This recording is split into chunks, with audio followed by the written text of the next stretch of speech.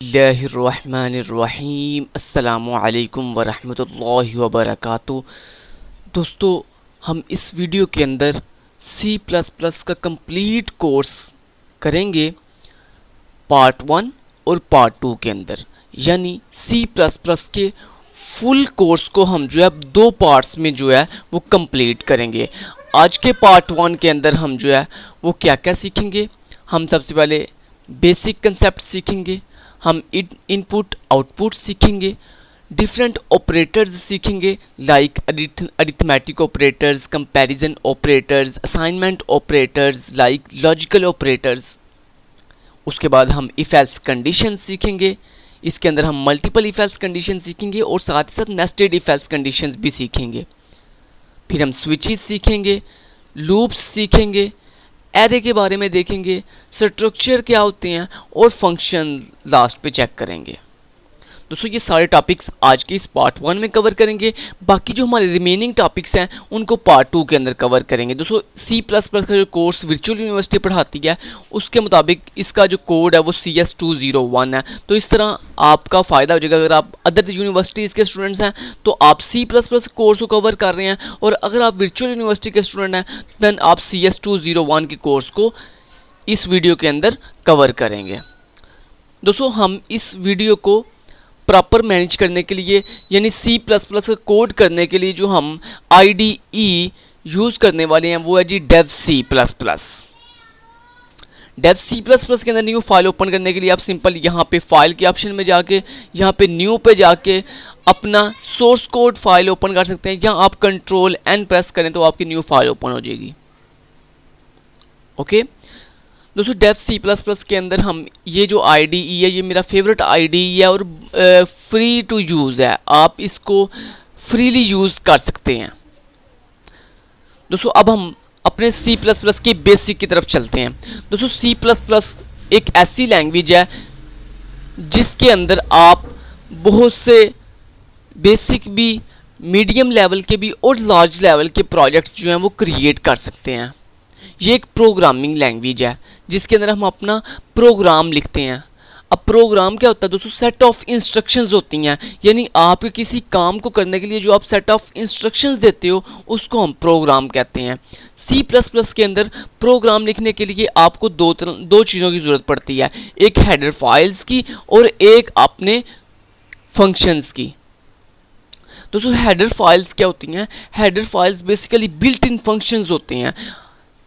Basically किसी भी programming language के अंदर हमारे पास दो तरह के फंक्शंस होते हैं, एक होते हैं बिल्ट इन फंक्शंस और एक होते हैं user defined functions. Built in functions वो होते हैं जो कोई साइंटिस्ट या कोई इंटरनेशनल प्रोग्रामर ने ऑलरेडी लिख के रखे हुए हैं, हम जस्ट उनके लिखे हुए कोड का जस्ट लिंक यूज़ करते हैं, इसको हम कहते हैं बिल्ट इन फंक्शंस। और बिल्ट इन फंक्शंस यूज़ करने का हमें फ़ायदा ये होता है कि हमारा टाइम सेव हो जाता है, क्योंकि हमें कोड खुद से लिखना नहीं पड़ता।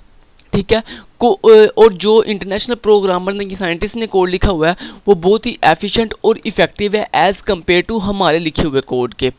नंबर 2 के ऊपर दोस्तों, जो यूज़र डिफाइंड फंक्शंस होते हैं वो ऐसे फंक्शंस होते हैं जो यूज़र खुद लिखता है, यानी डिवेलपर्स। जैसे फॉर एग्जांपल मैं एक डिवेलपर हूँ, मैं एक यूज़र हूँ, और जो प्रोग्रामर है, जैसा मैं एक प्रोग्रामर हूँ, तो मैं जो कोड खुद लिखूँगा उसे हम कहेंगे यूज़र डिफाइंड फंक्शंस। अब दोस्तों, C++ के अंदर हमारी जो हेडर फाइल्स होती हैं उनको हम कैसे इंक्लूड करवाते हैं? उनको इंक्लूड करने के लिए हम लिखते हैं हैश इंक्लूड, आगे लेस देन और ग्रेटर देन का सिंबल लगाते हैं। इस लेस देन और ग्रेटर देन के ऑपरेटर के अंदर हम जो है अपनी हेडर फाइल का नाम लिखते हैं। दोस्तों, C++ के अंदर डिफरेंट हेडर फाइल्स होती हैं जो डिफरेंट काम करने के लिए हम यूज़ करते हैं, ओके, इंक्लूड करवाते हैं। अब जैसे जो सबसे बेसिक काम है वो क्या होता है कि आपने प्रोग्राम के अंदर इनपुट लेनी होती है और आउटपुट दिखानी होती है। दोस्तों, इनपुट लेने और आउटपुट दिखाने के लिए हमारे पास एक हेडर फाइल है जिसका नाम है IOStream। ठीक, आप जब तक अपने कोड के अंदर IOStream हेडर फाइल को इंक्लूड नहीं करवाएंगे तब तक आप इनपुट ना तो ले सकते हैं और ना ही आउटपुट दिखा सकते हैं। नेक्स्ट दोस्तों, हमें ज़रूरत पड़ती है एक लाइब्रेरी की। अब लाइब्रेरी क्या है? लाइब्रेरी दोस्तों वो है जिसमें आपके C++ के जितने भी स्टैंडर्ड हैं ये पड़े होते हैं। स्टैंडर्ड क्या होते हैं? फॉर एग्जांपल आपने लिखा सी आउट एक कीवर्ड है। अब सी आउट क्या करता है, सी आउट के अंदर कितने स्पेल कितने करेक्टर आपने लिखने हैं, सी आउट का कौन सा करेक्टर आपने कैपिटल में लिखना है, कौन सा स्मॉल में लिखना है, तो इन्हें हम कहते हैं स्टैंडर्ड। इन स्टैंडर्ड को जिस जगह पे हमने डिफाइन किया हुआ है वो है लाइब्रेरी, और उस लाइब्रेरी का नाम है यूजिंग नेम स्पेस एसटीडी और लास्ट पे सेमी कॉलन। दोस्तों सी प्लस प्लस के अंदर जब भी आपकी कोड की एक लाइन कंप्लीट हो तो लास्ट पे आपने सेमी कॉलन ज़रूर लगाना होता है, जो कि एक लाइन टर्मिनेटर है, जो ये शो करता है कि यहाँ पे एक लाइन जो है वो कंप्लीट हो गई है। नेक्स्ट जो तीसरी चीज़ मैंने आपको बतानी है वो है जी मेन का फंक्शन। दोस्तों सी प्लस प्लस लैंग्वेज के अंदर आपका जो हमारा जो कंपाइलर है वो हमेशा हमारे मेन के फंक्शन को सबसे पहले ढूंढता है और उसको ही एग्जीक्यूट करता है। अब यहाँ पे मैंने मेन का फंक्शन बना लिया। ओके, अब मेन का फंक्शन कैसे बनाते हैं दोस्तों, हम लिखते हैं मेन आगे राउंड ब्रेसेस और उसके बाद ये मिड ब्रेसेस। इन मिड ब्रेसेस के अंदर दोस्तों हमारा वो कोड होता है जिसको हमने एग्जीक्यूट करवाना होता है। तो जब भी आपने सी प्लस प्लस का कोड स्टार्ट करना है तो आपने सबसे पहले जो है वो अपनी हेडर फाइल जो जो आपको चाहिए वो लिखनी होती है। वक्त के साथ साथ दोस्तों मैं आपको डिफरेंट हेडर फाइल जो है बताऊंगा कौन कौन सी हेडर फाइल्स हम कॉमनली यूज़ करते हैं और उनका क्या क्या मोटिव है, और उसके बाद फिर आपने लाइब्रेरी इंक्लूड करवानी होती है, फिर देन आपने मेन का फंक्शन लिखना होता है। देन इस मेन के फंक्शन के अंदर आप लिखोगे कोड अपना। लाइक दोस्तों अगर आपने स्क्रीन के ऊपर कुछ डिस्प्ले करवाना हो तो उसके लिए हम दोस्तों यूज़ करते हैं सी आउट का कीवर्ड। ठीक है, ये जो सी आउट कीवर्ड है ये बेसिकली हमारी कोई भी हमारा मैसेज या हमारी कोई वैल्यू जो है वो स्क्रीन के ऊपर डिस्प्ले करवाने के काम आता है। अब सी आउट के आगे दोस्तों हम लगाते हैं दो लेस देन के ऑपरेटर्स जो कि यूज़ होते हैं हमारी कोई वैल्यू या हमारा कोई मैसेज स्क्रीन पर डिस्प्ले करवाने के लिए। अब दोस्तों ज़रा गौर से सुन लें, सी आउट के साथ आप दो चीज़ें डिस्प्ले करवा सकते हैं, या तो अपना कोई मैसेज या फिर अपनी कोई वैल्यू यानी कोई वेरिएबल की वैल्यू। अब दोस्तों जब आपका कोई मैसेज हो जो आपने स्क्रीन पर डिस्प्ले करवाना है उसको डिस्प्ले करने के लिए हम उस मैसेज को डबल कोट्स के अंदर लिखते हैं, जबकि अगर हमारी कोई वेरिएबल की वैल्यू है जिसको हमने स्क्रीन पर डिस्प्ले करवाना है तो उसको हम विदाउट कोट यानी कोट्स के अंदर नहीं लिखते। अब मैंने फॉर एग्जांपल यहाँ पे एक मैसेज देना है तो मैं डबल कोट्स लगाऊंगा और इसके अंदर लिख दूंगा हेलो वर्ल्ड। ठीक है, अब दोस्तों सबसे पहले वो आपको कह रहा है कि आपने इस कोड को एग्जीक्यूट करने से पहले इसको सेव कर लो। तो सेव करने के लिए सिंपल यहाँ पे अपनी फाइल का नाम दो, तो मैं यहाँ पे दे देता हूँ सी प्लस प्लस, सॉरी मैंने दे दिया part1.cpp, क्योंकि ये सी प्लस प्लस की फाइल है तो यहाँ पे .cpp लिखना लाजमी है, तो ये मैंने इसको सेव कर दिया। ओके, अब दोस्तों जैसे ये मेरी लाइन ख़त्म हुई तो लास्ट पे सेमी कॉलन। अब इसको कंपाइल कैसे करना है, यहाँ पे देखें ये आपके पास कंपाइल का ऑप्शन है, आपने यहाँ पे कंपाइल के ऑप्शन के ऊपर क्लिक करना है तो आपका ये कंपाइल हो गया और ये देखें यहाँ पे आपको लिखा हुआ नज़र आ रहा है हेलो वर्ल्ड। ओके ठीक है जी, क्लियर। तो ये था दोस्तों हमारे पास कोई भी अगर हमने आउटपुट डिस्प्ले करवानी है स्क्रीन के ऊपर तो उसके लिए हम लिखते हैं सी आउट का कीवर्ड आगे लेस देन के दो ऑपरेटर्स। Clear, okay. इसी तरह दोस्तों नेक्स्ट चलते हैं। अब ये हमारी बेसिक हमने सारी सीख ली। नेक्स्ट कौन सा टॉपिक है जी, इनपुट और आउटपुट। इनपुट यानी यूज़र से इनपुट लेना और आउटपुट दिखाना। दोस्तों नेक्स्ट चलते हैं। नेक्स्ट दोस्तों जो चीज़ हमने सीखनी है वो जी इनपुट। अब इनपुट क्या चीज़ है, यूज़र से कोई इनपुट लेना। दोस्तों इनपुट के अंदर यूज़र कोई ना कोई वैल्यू देगा, ठीक है। वो वैल्यू डिफरेंट टाइप्स की हो सकती हैं। दोस्तों किसी भी लैंग्वेज के अंदर वो जो यूज़र वैल्यू देगा या जो हम खुद से वैल्यू देते हैं उसको हम किसी वेरिएबल में सेव करवाते हैं। लाइक मैं आपको कोई चीज़ देता हूँ, ठीक है, तो आपको मैं कहता हूँ इसको सेव कर दो, तो आप क्या करोगे, आप उसको किसी जगह पे सेव करोगे, ठीक है, किसी स्पेसिफिक एरिया में सेव करोगे। ऐसी दोस्तों मेमोरी जो है आपके कंप्यूटर सिस्टम के अंदर जो मेमोरी होती है ये बेसिकली एक बहुत बड़ा ब्लॉक है। उस बहुत बड़े ब्लॉक के अंदर आपने अपनी चीज़ सेव करनी है, तो वो जो आप अपनी वैल्यू मेमोरी के इतने बड़े ब्लॉक के अंदर जिस जगह पे सेव करेंगे उस ब्लॉक का कोई ना कोई स्पेसिफिक नाम होगा, ठीक है, जिसको हम वेरिएबल कहते हैं, जिसको हम क्या कहते हैं, वेरिएबल कहते हैं। ठीक है। अब उसका नाम क्यों होगा? नाम इसलिए होगा क्योंकि मेमोरी एक बहुत बड़ा ब्लॉक है। लाइक जैसे आपके स्कूल के अंदर एक क्लास होती है और उस क्लास के अंदर 50 स्टूडेंट्स हैं। अब मैंने उसमें से किसी स्पेसिफिक स्टूडेंट को बुलाना है, तो मैं क्या करूँगा? मैं उस स्टूडेंट का नाम बुलाऊंगा, तो देन ही वो उसको मैं कॉल कर सकता हूँ। ऐसे ही दोस्तों आपने लैंग्वेज के अंदर, किसी भी प्रोग्रामिंग लैंग्वेज के अंदर अगर कोई चीज़ सेव करवानी हो, कोई वैल्यू सेव करवानी हो, तो उसे हम किसी वेरिएबल में सेव करवाते हैं। अब वेरिएबल के अंदर दोस्तों वेरिएबल की 3 चीज़ें होती हैं। नंबर 1 के ऊपर वेरिएबल की डाटा टाइप होती है, नेक्स्ट वेरिएबल का नाम होता है, देन वेरिएबल की कोई ना कोई वैल्यू होती है। अब डाटा टाइप क्या चीज़ है दोस्तों? डाटा टाइप बेसिकली डिफाइन करती है आपकी वेरिएबल की वैल्यू की कैटेगरी को, वैल्यू की टाइप को। यानी आपकी वेरिएबल के अंदर जो आप वैल्यू सेव करवा रहे हो उस वैल्यू की टाइप क्या है, यानी वो एक इंटीजर वैल्यू है, वो एक डेसिमल वैल्यू है, वो एक करैक्टर वैल्यू है, वो एक स्ट्रिंग वैल्यू है, या वो एक बूलियन वैल्यू है, किस तरह की वैल्यू है। ठीक है, तो ये जो आप टाइप बता रहे हो, डिफरेंट टाइप्स डिफाइन कर रहे हो, इन टाइप्स को बताने के लिए हम बताते हैं डाटा टाइप। यानी कि हमारा ये जो वेरिएबल है, ये वेरिएबल किस तरह की वैल्यू अपने अंदर सेव करेगा। तो दोस्तों हमारे पास यहाँ पे मेन 5 टाइप्स होती हैं। वैसे और तो बहुत सी टाइप्स होती हैं, लेकिन हम मेन 5 टाइप्स होती हैं। नंबर 1 के ऊपर इंट, ठीक है, जो कि दोस्तों इंटीजर यानी होल नंबर, अगर आपने 1 2 3 5 10 15 100 इस तरह की वैल्यू अपने वेरिएबल में सेव करवानी हो, तो आप दोस्तों वेरिएबल की डाटा टाइप जो है वो इंट यूज़ करोगे। Integer, int mean integer.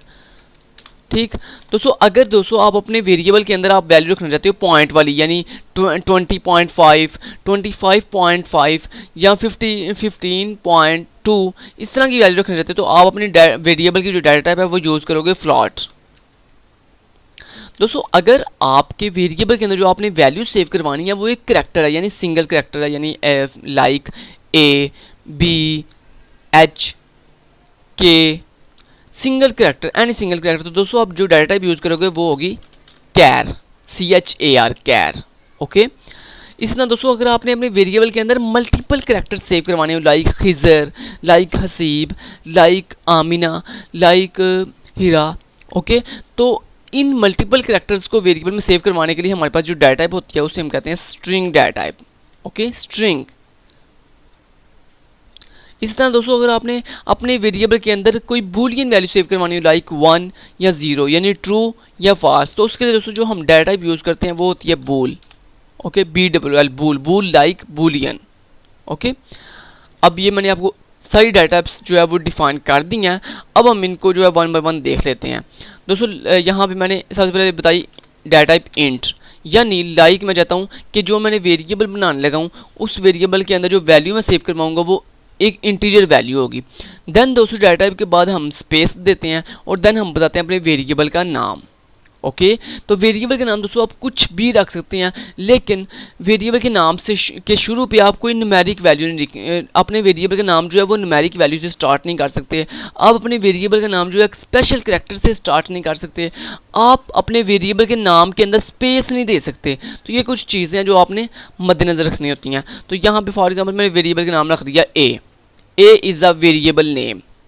Okay, then दोस्तों लास्ट पे सेमीकोलन। तो ये क्या किया मैंने, एक वेरिएबल डिक्लेयर कर दिया मेमोरी के अंदर। दोस्तों बेसिकली मेमोरी के अंदर एक ए नाम का वेरिएबल बन गया है जिसकी डाटा टाइप क्या है, इंट, यानी इस ए नाम के वेरिएबल के अंदर मैं कोई भी इंटीजर वैल्यू सेव करवा सकता हूँ। अब दोस्तों इस वेरिएबल को अगर आपने कोई वैल्यू देनी हो तो दोस्तों हम लगाते हैं सिंगल इक्वल का साइन और देन अपनी वैल्यू बताते हैं। तो फॉर एग्जाम्पल मैंने इसमें वैल्यू दे दी 10। ओके, तो जब भी दोस्तों आपने किसी भी वेरिएबल को वैल्यू असाइन करनी हो तो हम सिंगल इक्वालिटी का साइन लगाते हैं। ये सिंगल इक्वालिटी का साइन क्या करता है, बेसिकली ये राइट साइड वाली वैल्यू को उठा के लेफ्ट साइड की तरफ पड़े हुए वेरिएबल में सेव कर देता है। ओके, ठीक है जी। तो यहाँ पे हमने एक वेरिएबल बना लिया ए नाम का जिसमें हमने 10 सेव करवा लिया। अब अगर आपने इस वेरिएबल की वैल्यू को स्क्रीन पे डिस्प्ले करवाना हो तो वही चीज़ जैसे मैंने आपको पहले बताया था, जब भी आपने कोई वैल्यू स्क्रीन पे डिस्प्ले करवानी हो, चाहे वो आपका कोई मैसेज हो या वेरिएबल की वैल्यू हो, तो आप लिखते हो सी आउट देन लेस देन के ऑपरेटर देन देन अगर आपकी वैल्यू है वेरिएबल की तो आप विदाउट कोट उसे लिखोगे, यानी कोट्स के बगैर लिखोगे। और लिखोगे कैसे? उस वेरिएबल का नाम। तो बेसिकली मेमोरी क्या करेगी, यहाँ पे सी आउट के आगे आप जिस भी वेरिएबल का नाम बताते हो बेसिकली हमारा कंपाइलर उस वेरिएबल की वैल्यू स्क्रीन पर डिस्प्ले करवा देता है। ओके, तो लाइक मैं इसको अगर कंपाइल करूँ तो यहाँ पे देखें आपके स्क्रीन के ऊपर क्या डिस्प्ले हो रहा है, 10 डिस्प्ले हो रहा है। 10 इज़ अ वैल्यू ऑफ ए। ठीक है, अब दोस्तों अगर आपने इस वेरिएबल की वैल्यू के शुरू पे कोई मैसेज भी देना हो तो दोस्तों हम सबसे पहले फॉर एग्जाम्पल आप चाहते हो सबसे पहले स्क्रीन पे एक मैसेज आए तो उसके लिए हम डबल कोट्स लगाएंगे और लिखेंगे वैल्यू ऑफ ए।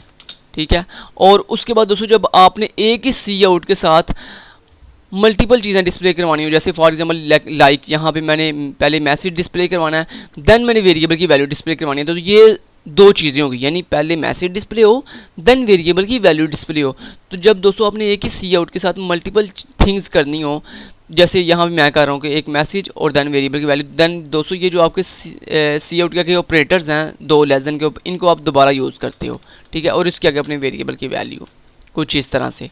ओके, तो ये जो लेस देन के दो ऑपरेटर्स हैं ये बेसिकली हमारी मल्टीपल चीज़ों को रिप्रेजेंट करते हैं कि यहाँ पे आपने एक से ज़्यादा चीज़ें जो है वो डिस्प्ले करनी है। यहाँ पे देखें इसको मैं कंपाइल करता हूँ, यहाँ पे देखें आपको क्या नज़र आ रहा है, वैल्यू ऑफ ए और आगे ए वेरिएबल की वैल्यू 10। ओके, ठीक है जी। दोस्तों अगर आपने अपने सॉफ्टवेयर को क्लोज करना हो तो उसके लिए हम लिखते हैं रिटर्न 0। ये बेसिकली एक कमांड है जो क्या करती है, हमारे इस प्रोग्राम को या हमारे इस जो है सॉफ्टवेयर को क्लोज कर देती है। ओके, यहाँ पे इसको मैं दोबारा कंपाइल करता हूँ और देखें जैसे ही मैंने एंटर किया और ये इसने इसको सॉफ्टवेयर क्लोज कर दिया। ओके, ये रिटर्न 0 यूज़ होता है सॉफ्टवेयर क्लोज करने के लिए, और ये हम सबसे लास्ट पे लिखते हैं। जैसे ही हमारा सारा कोड एंड हो जाता है तो सबसे लास्ट पे हम मेन की बॉडी की क्लोज होने से पहले जो है रिटर्न 0 लिख देते हैं, जिससे क्या होता है हमारा सॉफ्टवेयर क्लोज हो जाता है। ओके, तो ये हमने सीखा इनपुट के अंदर वेरिएबल्स। ठीक है, यहाँ पे आप कोई और डाटा लाइक यूज़ कर सकते हो, स्ट्रिंग डाटा टाइप। ओके, तो स्ट्रिंग डाटा टाइप के लिए दोस्तों हम यहाँ पे स्ट्रिंग डाटा में हम क्या देते हैं, मल्टीपल कैरेक्टर्स। दोस्तों जब आपने मल्टीपल कैरेक्टर्स देने हो किसी वेरिएबल में तो उसके लिए हम डबल कोट्स का इस्तेमाल करते हैं। ठीक है, लाइक यहाँ पे मैं लिख दिया खिज़र। ओके, तो इसको मैं कंपाइल अगर आपको करके दिखाऊँ तो ये देखें यहाँ पे आपको नज़र आ रहा है वैल्यू ऑफ ए खिज़र। इस तरह दोस्तों अगर आपने कोई करैक्टर देना हो दोस्तों आप अपने C++ लैंग्वेज के अंदर जो आपकी न्यूमेरिक वैल्यूज़ होती हैं, चाहे वो डेसिमल वैल्यू हो या विदाउट डेसिमल वैल्यू हो, यानी पॉइंट वाली हो या पॉइंट के बगैर वैल्यू हो, उसको हम बगैर कोट्स के लिखते हैं। लेकिन दोस्तों अगर आपको कोई सिंगल करैक्टर हो, जैसे फॉर एग्जांपल आपने यहाँ पे कोई सिंगल करैक्टर सेव करना तो उसके लिए हम डाटा यूज़ करेंगे कैर, और दोस्तों सिंगल करैक्टर लिखने के लिए हम यूज़ करते हैं सिंगल कोट। ये जो हमारी सिंगल कोड होती हैं ये बेसिकली यूज़ की जाती हैं सिंगल करैक्टर के लिए। तो यहाँ पे फॉर एग्जांपल मैंने सिंगल करैक्टर यूज़ किया के, तो अगर आप इसको कंपाइल करोगे तो यहाँ पे आपको स्क्रीन के ऊपर कैपिटल के नज़र आएगा। ओके, और अगर आपने स्ट्रिंग डाटा भी यूज़ करनी हो मल्टीपल करैक्टर्स के लिए तो आप मल्टीपल करैक्टर्स के लिए डबल कोट्स का इस्तेमाल करते हो। ओके, तो ये चीज़ आपने याद रखनी है। अब दोस्तों यहाँ पे मैं जो है ये तो हमने सीख लिया कि हम जो है वेरिएबल को खुद से वैल्यू कैसे दे सकते हैं। ओके, अब दोस्तों अगर आपने यूज़र से वैल्यू टेक करनी हो तो वो हम कैसे कर सकते हैं। दोस्तों यूज़र से वैल्यू लेने के लिए सबसे पहले हम यूज़र को एक मैसेज देंगे सी आउट के साथ। ठीक है, तो यहाँ भी मैंने फॉर एग्जांपल यूज़र को एक मैसेज दिया कि एंटर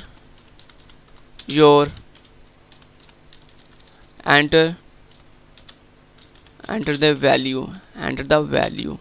ठीक है, तो ये मैसेज क्या करेगा, ये बेसिकली हेल्पिंग के तौर पर हमने यूज़ किया कि पहले स्क्रीन के ऊपर डिस्प्ले हो एंटर द वैल्यू, जिससे यूज़र को जो है वो आइडिया हो जाएगा कि अच्छा मैंने यहाँ पे एक वैल्यू एंटर करनी है। ओके, और दोस्तों अब यूज़र से वैल्यू लेने के लिए जिस तरह सी आउट जो है वो स्क्रीन के ऊपर कोई ना कोई आपकी वैल्यू या आपके मैसेज को डिस्प्ले करने के लिए यूज़ होता है, इसी तरह दोस्तों यूज़र से स्क्रीन पे वैल्यू लेने के लिए हम सी इन यूज़ करते हैं, सी इन। ओके, सी इन का कीवर्ड जो है ये C++ लैंग्वेज के अंदर यूज़र से वैल्यू टेक करने के लिए, गेट करने के लिए इस्तेमाल किया जाता है। और सी इन के आगे हम डबल जो है ग्रेटर देन के ऑपरेटर लगाते हैं, और उसके आगे दोस्तों हम अपने उस वेरिएबल का नाम बताते हैं जिसके अंदर हमने यूज़र से वैल्यू लेके जो है वो सेव करनी है। तो मैंने यहाँ पे यूज़र से जो वैल्यू लेनी है उसको मैंने ए वेरिएबल में सेव करवाना है। तो दोस्तों यहाँ पे मैंने ए वेरिएबल का नाम लिख दिया। तो सी इन के आगे हम उस वेरिएबल का नाम बताते हैं जिसमें हमने वैल्यू जो है वो यूज़र से लेके सेव करनी हो। अब देखिए मैंने यहाँ पे इसको कंपाइल करता हूँ और यहाँ पे देखें आपके सामने क्या डिस्प्ले हो रहा है, कह रहा है एंटर द वैल्यू, और यहाँ पे मैंने कोई value the, for example 20। Okay 20 दे के मैंने एंटर किया और ये देखें इसने आपको डिस्प्ले करवा दिया रिजल्ट वैल्यू ऑफ ए 20।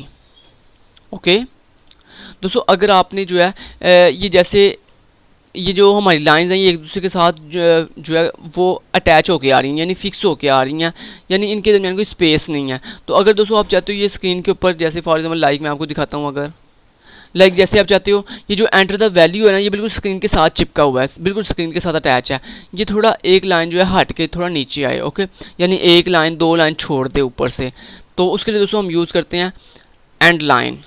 ठीक है, आप सी आउट के साथ दोस्तों यूज़ करोगे एंड एल। ये एंड एल क्या करता है, ये बेसिकली एक लाइन का ब्रेक कर देता है, यानी एक लाइन छोड़ देता है। तो ये बेसिकली एक लाइन छोड़ देगा। ठीक है, तो लाइक मैं यहाँ पे अगर कंपाइल करूँ तो ये देखें, ये आप देख रहे हो, ये देखो एंटर द वैल्यू के साथ जैसे ही मैंने यहाँ वैल्यू दी, तो ये देखो ये जो वैल्यू मैं दे रहा हूँ ये ऊपर वाली इस लाइन में नहीं आ रहा, एंटर द वैल्यू के आगे नहीं आ रहा, बल्कि लाइन से थोड़ा नीचे आ रहा है। ठीक है, कुछ इस तरह से। ओके तो ये यूज़ है दोस्तों एंड लाइन का मतलब कि ये क्या करता है, ये बेसिकली न्यू लाइन में चला जाता है। दोस्तों इसी काम के लिए एंड लाइन को यूज़ किए बगैर हम न्यू लाइन में जाने के लिए एक और चीज़ का इस्तेमाल करते हैं, वो होती है बैकस्लैश एन। दोस्तों जो बैकस्लैश एन होती है, ये बैकस्लैश एन बेसिकली एक एस्केप सीक्वेंस है। जितने भी हमारे पास एस्केप सीक्वेंस होते हैं इनको हम डबल कोट्स के अंदर सी आउट के साथ डबल कोट्स के अंदर लिखते हैं। लाइक आपने एंटर द वैल्यू से पहले लिख दिया बैकस्लैश एन। बैकस्लैश एन का मतलब यहाँ पे ये है कि एंटर द वैल्यू डिस्प्ले करने से पहले एक लाइन का ब्रेक कर दो। ये जो बैकस्लैश एन है ये बेसिकली एंड लाइन की तरह वर्क करता है, यानी ये एक लाइन का ब्रेक कर देता है। ओके तो अगर फॉर एग्जांपल आपने एक से ज़्यादा लाइन का ब्रेक करना है तो आप यहाँ पे उतनी दफ़ा बैकस्लैश एन लिखते जाओ, तो ये बेसिकली 4 लाइन का ब्रेक कर देगा। ये अगर मैं यहाँ पे इसको कंपाइल करूँ तो ये देखना, ये देख रहे हो आप, ये ऊपर से इसने 4 लाइन जो है वो छोड़ दी हैं और then enter the value display करवाया। ओके कुछ इस तरह से। ठीक, लेकिन मैं चाहता हूँ सिर्फ ये 2 लाइन छोड़े और उसके बाद एक स्पेस दे और देन प्ले करवाए एंटर द वैल्यू। ओके और देन उसके बाद ये जो आपका रिजल्ट है ये भी 2 लाइन छोड़ के फिर डिस्प्ले होता है। उसके लिए मैं बैकस्लैश एन लिखूँगा और एक स्पेस दे देता हूँ ताकि ये जो लेफ़्ट कॉर्नर से भी एक थोड़ा आगे जाए। तो ये देखें यहाँ पे लिखा हुआ है एंटर द वैल्यू, यहाँ पे मैंने वैल्यू दी 20, देन एंटर किया और यहाँ पे देखें इसने 2 लाइन छोड़ के फिर देन रिजल्ट डिस्प्ले करवाया वैल्यू ऑफ ए 20। अब ये जो दोस्तों आपको लास्ट पे ये जो बहुत अजीब सा ये जो आपको मैसेज नज़र आ रहा है, इसको ख़त्म करने के लिए दोस्तों हमारे पास एक ऑप्शन होती है गेट सी एच की। ओके दोस्तों गेट सी एच बेसिकली क्या करता है, आपकी C++ लैंग्वेज के अंदर अगर आप चाहते हो कि आपका जो कंपाइलर है ये तब तक आगे मूव ना करे, यानी नेक्स्ट लाइन पे मूव ना करे जब तक यूज़र ना चाहे, यानी जब तक यूज़र कीबोर्ड से कोई की प्रेस ना करे तब तक मेरा कंपाइलर नेक्स्ट लाइन पे जो है वो मूव ना करे। तो उसके लिए हम यहाँ पे हमारे पास एक बिल्ट इन फंक्शन होता है गेट सी एच के नाम से, और इसके आगे राउंड ब्रेसेस लगा के हम सेमीकोलन लगाते हैं। ये जो गेट सी एच है ये बेसिकली क्या करता है, यूज़र से गेट करता है कोई करैक्टर, सिंगल करैक्टर। जैसे ही दोस्तों यूज़र स्क्रीन से कोई की प्रेस करेगा तो फ़ौरन से जो है मेरा कंपाइलर जो है गेट सी एच से मूव करके नेक्स्ट लाइन जो है वो उस पर मूव कर जाएगा। ओके तो ये दोस्तों ये जो गेट सी एच है ये बेसिकली जिस हेडर फाइल के अंदर इंक्लूड है उस हेडर फाइल को हमें यहाँ पे इंक्लूड करना पड़ेगा। तो यहाँ पे हमारे पास एक हेडर फाइल है हैश इंक्लूड conio.h। ओके ये जो .h है बेसिकली दोस्तों ये तमाम हेडर फाइल्स के साथ आता है। अब आप कहोगे यहाँ पे आपने आईओ स्ट्रीम के साथ .h क्यों नहीं लगाया। दोस्तों ये जो डेव C++ है ना इसमें कुछ हेडर फाइल्स के साथ .h लगाते हैं, कुछ के साथ नहीं लगाते। तो आईओ स्ट्रीम के साथ आपने .h नहीं लगाना डेव के अंदर, जबकि कोनियो जो हेडर फाइल है इसके साथ .h लगाना है। ठीक है, ये कोनियो बेसिकली हेडर फाइल का नाम है और .h हेडर फाइल के साथ हम लगाते हैं। ओके ठीक है, अब ये जो conio.h है ये बेसिकली कंसोल इनपुट आउटपुट के लिए यूज़ होती है। यानी कंसोल क्या, ये जो जब आप अपने सिस्टम को कंपाइल करते हो तो ये जो आपके सामने ब्लैक स्क्रीन आ रही है इसको हम कहते हैं कंसोल विंडो। ओके तो इसके लिए जो हम इसकी इनपुट आउटपुट के लिए जो हम हेडर फाइल यूज़ करते हैं वो है जी कोनियो। ठीक है, तो कोनियो आप तब यूज़ करते हो जब आपने गेट सी एच का इस्तेमाल करना हो। ठीक है, अब देखना ज़रा, मैंने यहाँ पे वैल्यू दी 20 और एंटर किया और ये देखो अब रिज़ल्ट आया, लेकिन उसके नीचे जो आगे ये जो रॉन्ग एक इनवैलिड से मैसेज आ रहा था वो अब नहीं आ रहा। वो बेसिकली क्यों नहीं आया, क्योंकि यहाँ पे हमने गेट सी एच लगाया हुआ है। अब जैसे ही मैं कोई की प्रेस करूँगा तो फ़ौरन से वो मैसेज आ जाएगा। ये देखो जैसे ही मैंने की प्रेस की अब देखो वो मैसेज आया है। क्यों, क्योंकि वो बेसिकली यहाँ पे खड़ा था गेट सी एच पे। मेरा कंपाइलर यहाँ पे वेट कर रहा था मेरी की का। जैसे ही मैंने कोई की प्रेस की कीबोर्ड से तो फ़ौरन से मेरा कंपाइलर गेट सी एच से नेक्स्ट मूव कर गया। ओके, तो यही मतलब होता है दोस्तों गेट सी एच का। ओके, अब यहाँ पे हमने यूज़र से वैल्यू लेना भी सीख ली, तो हमने यहाँ पे इनपुट आउटपुट देख ली। अब नेक्स्ट देखते हैं जी ऑपरेटर्स। ठीक है, ओके जी। तो ऑपरेटर्स को सॉल्व करने के लिए हम यहाँ पे दो वेरिएबल्स लेंगे। ठीक है, अब दोस्तों हमारे पास डिफरेंट सबसे पहले हम देखते हैं जी अरिथमेटिक ऑपरेटर्स। तो अरिथमेटिक ऑपरेटर्स डिफरेंट टाइप्स के होते हैं दोस्तों। अगर आपने अपनी पहले मैं आपको एक चीज़ बता दूं, फॉर एग्जांपल लाइक आपने सी प्लस प्लस के अंदर किसी लाइन को कमेंट करना हो। कमेंट का मतलब दोस्तों ये होता है कि कंपाइल जिस लाइन को आप कमेंट करते हो ना, उस लाइन को कंपाइलर रीड नहीं करता। कंपाइलर समझ जाता है दिस इज़ अ कमेंट, और कमेंट हम सिर्फ अपनी जो है आसानी के लिए करते हैं। फॉर एग्जांपल हमने कोई चीज़ हम चाहते हैं कि कल को ये कोड जो है किस काम के लिए हमने लिखा हुआ था, तो उसके लिए हम जो है कमेंट कर देते हैं। दोस्तों अगर आपने कोई एक लाइन को कमेंट करना हो, यानी सिंगल लाइन कमेंट करना हो, तो आप डबल फॉरवर्ड स्लैश लगाते हो। इस डबल फॉरवर्ड स्लैश के आगे आप जो भी लिखोगे ये पूरी की पूरी लाइन जो है कमेंट हो जाएगी, लेकिन ये सिर्फ सिंगल लाइन कमेंट होगी, मल्टीपल लाइंस कमेंट नहीं होंगी। लाइक मैंने यहाँ पे लिख दिया अरिथमेटिक ऑपरेटर्स। ठीक है, अरिथमेटिक ऑपरेटर्स हमारे पास होते हैं for example like plus, like minus, like multiplication, like division, ठीक है, लाइक मॉडुलस। ठीक है, तो ये क्या हो गया हमारे पास अरिथमेटिक ऑपरेटर्स हो गए। अब इन अरिथमेटिक ऑपरेटर्स को सॉल्व करने के लिए हम जो है यहाँ पे दोस्तों आपको पता है अरिथमेटिक ऑपरेटर्स का जो आंसर आता है वो कम से कम दो वैल्यूज़ के साथ आता है। यानी एक होती है आपके पास इनपुट 1 और एक होती है वैल्यू नंबर 2। इन दोनों को हम ऐड अप करने प्लस करने के लिए हमारे पास कम से कम दो वैल्यूज़ होनी चाहिए, माइनस करने के लिए भी दो वैल्यूज़। इस तरह दोस्तों हमारे पास दो वैल्यूज़ होनी चाहिए। तो लेट्स से मैंने यहाँ पे एक इंट डाटा के साथ एक ए नाम का वेरिएबल ले लिया जिसको मैंने वैल्यू दे दी 10। ओके, देन कॉमा लगा के दोस्तों मैंने एक और वेरिएबल लिया बी नाम से जिसको मैंने वैल्यू दे दी 20। अब दोस्तों आप कहोगे कि यहाँ पे आपने कॉमा बी इक्वल टू 20 क्यों लिखा है, यहाँ पे आपने बी वेरिएबल की डाटा क्यों नहीं बताई। दोस्तों जब आपके मल्टीपल वेरिएबल्स की सेम डाटा आपने रखनी हो, यानी जैसे फॉर एग्जाम्पल मैं चाहता हूँ ए वेरिएबल की डाटा भी इंट हो और बी की डाटा भी इंट हो, तो दोस्तों हमारे पास यहाँ पे एक शॉर्टकट मेथड भी होता है कि आपने अगर मल्टीपल वेरिएबल्स की सेम डाटा रखनी हो तो सिंपल हम शुरू पे डाटा बताते हैं और उसके बाद हम जितने भी हमने वेरिएबल्स बनाने हो उतने हम वेरिएबल बना लेते हैं with the help of comma. ठीक है, जैसे यहाँ पे मैंने कॉमा लगाया। दोस्तों नेक्स्ट वेरिएबल बनाने के लिए देन आप फिर लगाओगे कॉमा और then next variable. Let's say आपने लिख दिया सी इक्वल टू 30। तो इस तरह हम दोस्तों मल्टीपल वेरिएबल बना सकते हैं। तो ये बेसिकली यहाँ पे इंट बेसिकली क्या शो कर रहा है, ये इंट ये शो कर रहा है कि यहाँ पे ये जो तीन डिफरेंट वेरिएबल्स हैं ए बी और सी, इन तीनों की सेम डाटा है कौन सी इंट। ओके, यानी इंटीजर। ओके जी, तो यहाँ पे दोस्तों मैंने क्या किया, मैंने कहा a equal to 10 and b equal to 20। तो यहाँ पे दो वेरिएबल मैंने बनाए और उसके बाद अब मैंने इन दो वेरिएबल्स की वैल्यू को ऐड अप करना है। तो ऐड अप करने के लिए हम सिंपल क्या लिखेंगे, हम लिखेंगे a प्लस b। तो ये करेगा दोस्तों, ये a और b की वैल्यू को ऐड अप कर देगा। अब दोस्तों इन दोनों वैल्यूज़ को ऐड अप करके हमने किसी वेरिएबल में सेव करवाना है।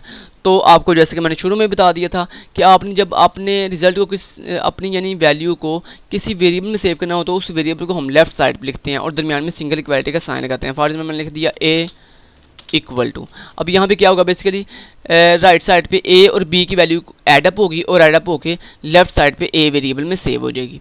तो यहाँ पे देखें लाइक मैंने यहाँ पे सी आउट कर दिया, मैंने कहा सम इज और यहाँ पे a वेरिएबल। ओके, और यहाँ पे लाइक मैं बैक स्लैश n कर लेता हूँ। अब इसी चीज़ को मैं कॉपी करके मल्टीपल अरिथमेटिक ऑपरेटर को टेस्ट करने के लिए यहाँ पे लिख देता हूँ जी, बाकी सब के साथ भी। ठीक है, अब यहाँ पे मैंने करना जी a और b की वैल्यू को माइनस, तो मैंने यहाँ पे माइनस ऑपरेटर लगा दिया। ठीक है, और यहाँ पे लाइक मैंने करना है a और b की वैल्यू को मल्टीप्लाई करना, तो मैंने यहाँ पे मल्टीप्लाई का सिंबल लगा दिया। यहाँ पे मैंने इसको करना लाइक डिवाइड करना, तो मैंने डिवाइड का सिंबल लगा दिया। ओके, इसी तरह फॉर एग्जांपल मैंने लाइक करना है इनको मॉडुलस लेना है, तो मैंने यहाँ पे मॉडुलस लगा दिया, मॉडुलस। ओके, ठीक है जी। अब आप ज़रा गौर करना, यहाँ पे देखो दोस्तों, मैं अगर इसको सॉरी यहाँ पे सम नहीं आएगा, यहाँ पे आएगा सब। यहाँ पे मल्टीप्लिकेशन के लिए हम लिख लेते हैं मल, और यहाँ पे डिवीजन के लिए हम लिखते हैं डिव। यहाँ पे हम जो है वो लिख लेते हैं मॉडुलस के लिए हम लिखते हैं मॉड। ठीक है।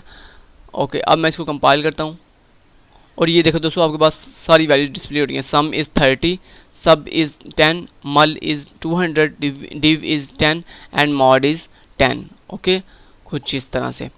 ठीक है, तो ये हो गया हमारे यहाँ, हमने अरिथमेटिक ऑपरेटर सीख ली है कि प्लस माइनस मल्टीप्लिकेशन डिवीजन इस तरह से की जाती है। अब दोस्तों नेक्स्ट हमने सीखने हैं जी कौन से, हमने अब सीख लेते हैं असाइनमेंट ऑपरेटर्स। दोस्तों असाइनमेंट ऑपरेटर्स भी बिल्कुल अरिथमेटिक ऑपरेटर्स की तरह वर्क करते हैं, लेकिन ये शॉर्ट फॉर्म में लिखे जाते हैं कुछ इस तरह से। लाइक जैसे फॉर एग्जांपल अगर आपने दो वेरिएबल की वैल्यू को आपस में ऐड अप करना हो दोस्तों, इसका शॉर्टकट मेथड भी होता है एक।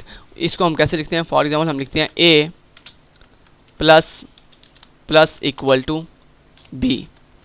दोस्तों यही काम जो आप आगे इस तरह कर रहे थे a equal to a plus b से, यही काम हम a plus equal to b से भी कर सकते हैं। बेसिकली इसका मतलब भी बेसिकली यही है कि b की वैल्यू को जो है वो a में ऐड अप कर दो। अब दोस्तों मैं आपको इसकी थोड़ी डिटेल बता दूं, फिर आपको ज़्यादा इजीली समझ आ जाएगी। अब दोस्तों बेसिकली यहाँ पे होगा क्या, यहाँ पे ये जो असाइनमेंट ऑपरेटर्स होते हैं, ये बेसिकली असाइनमेंट ऑपरेटर हम लेफ़्ट साइड पे जो भी हमने बेसिकली जितने भी हमारे पास अरिथमेटिक ऑपरेटर्स होते हैं ना, उन्हीं अरिथमेटिक ऑपरेटर्स को अगर हम अपने सिंगल इक्वलिटी के साइन के लेफ़्ट साइड पे अटैच कर दें तो ये बन जाते हैं असाइनमेंट ऑपरेटर्स। ठीक है, ये बेसिकली असाइनमेंट ऑपरेटर का मतलब क्या है कि ये जो आपका राइट साइड पे जो वेरिएबल है इसकी वैल्यू उठ के जब लेफ़्ट साइड पे जाएगी तो जो भी लेफ़्ट साइड पे ऑपरेटर लगा हुआ है पहले वो ऑपरेटर सॉल्व होगा, जो आंसर आएगा वो आंसर जो है आपके लेफ़्ट साइड वाले वेरिएबल के अंदर सेव हो जाएगा। ठीक है, ओके, तो यही दोस्तों शॉर्टकट मेथड हम बाकी सब के लिए भी अप्लाई कर सकते हैं। जैसे लाइक कुछ इस तरह से माइनस इक्वल टू, इस तरह मल्टीप्लाई इक्वल टू, इसी तरह यहाँ पे डिवीजन इक्वल टू और मॉडुलस इक्वल टू। अब यहाँ से आप ये शॉर्टकट फॉर्म है इसकी ये रिमूव कर दें। ठीक है, तो ये हमारे पास बन गए हैं असाइनमेंट ऑपरेटर्स। ठीक है जी, ओके जी। अगर मैं इसको कंपाइल करूँ तो ये देखिए ये अभी भी बिल्कुल ठीक आंसर आ रहा है हमारा। ओके, तो हमने असाइनमेंट ऑपरेटर्स भी सीख ली है। अब दोस्तों कंपैरिजन ऑपरेटर्स के बारे में देख लेते हैं आप। दोस्तों कंपैरिजन ऑपरेटर्स जो हैं वो डिफरेंट टाइप्स के होते हैं हमारे पास। ठीक है, कंपैरिजन ऑपरेटर्स। ठीक है, ऑपरेटर्स लाइक कौन कौन से होते हैं, लाइक होता है हमारे पास ग्रेटर देन का, लाइक होता है हमारे पास लेस देन का ऑपरेटर, लाइक होता है ग्रेटर देन और equal to, like less than और equal to, like comparison operator double equal to and not equal to. ठीक है, तो ये क्या है, ये सारे के सारे कंपैरिजन ऑपरेटर्स हैं। जो बेसिकली कंपैरिजन ऑपरेटर्स का मतलब क्या होता है, जब आपने एक वैल्यू को दूसरी वैल्यू के साथ कंपेयर करना हो, यानी क्या मेरी वैल्यू दूसरी वैल्यू से बड़ी है, क्या मेरी वैल्यू दूसरी वैल्यू से छोटी है, क्या मेरी वैल्यू दूसरी वैल्यू से बड़ी है या उसके इक्वल है, क्या मेरी वैल्यू दूसरी वैल्यू से छोटी या उसके इक्वल है, क्या मेरी वैल्यू दूसरी वैल्यू के इक्वल है, क्या मेरी वैल्यू दूसरी वैल्यू के इक्वल नहीं है। तो ये सारे के सारे कंपैरिजन ऑपरेटर्स हैं।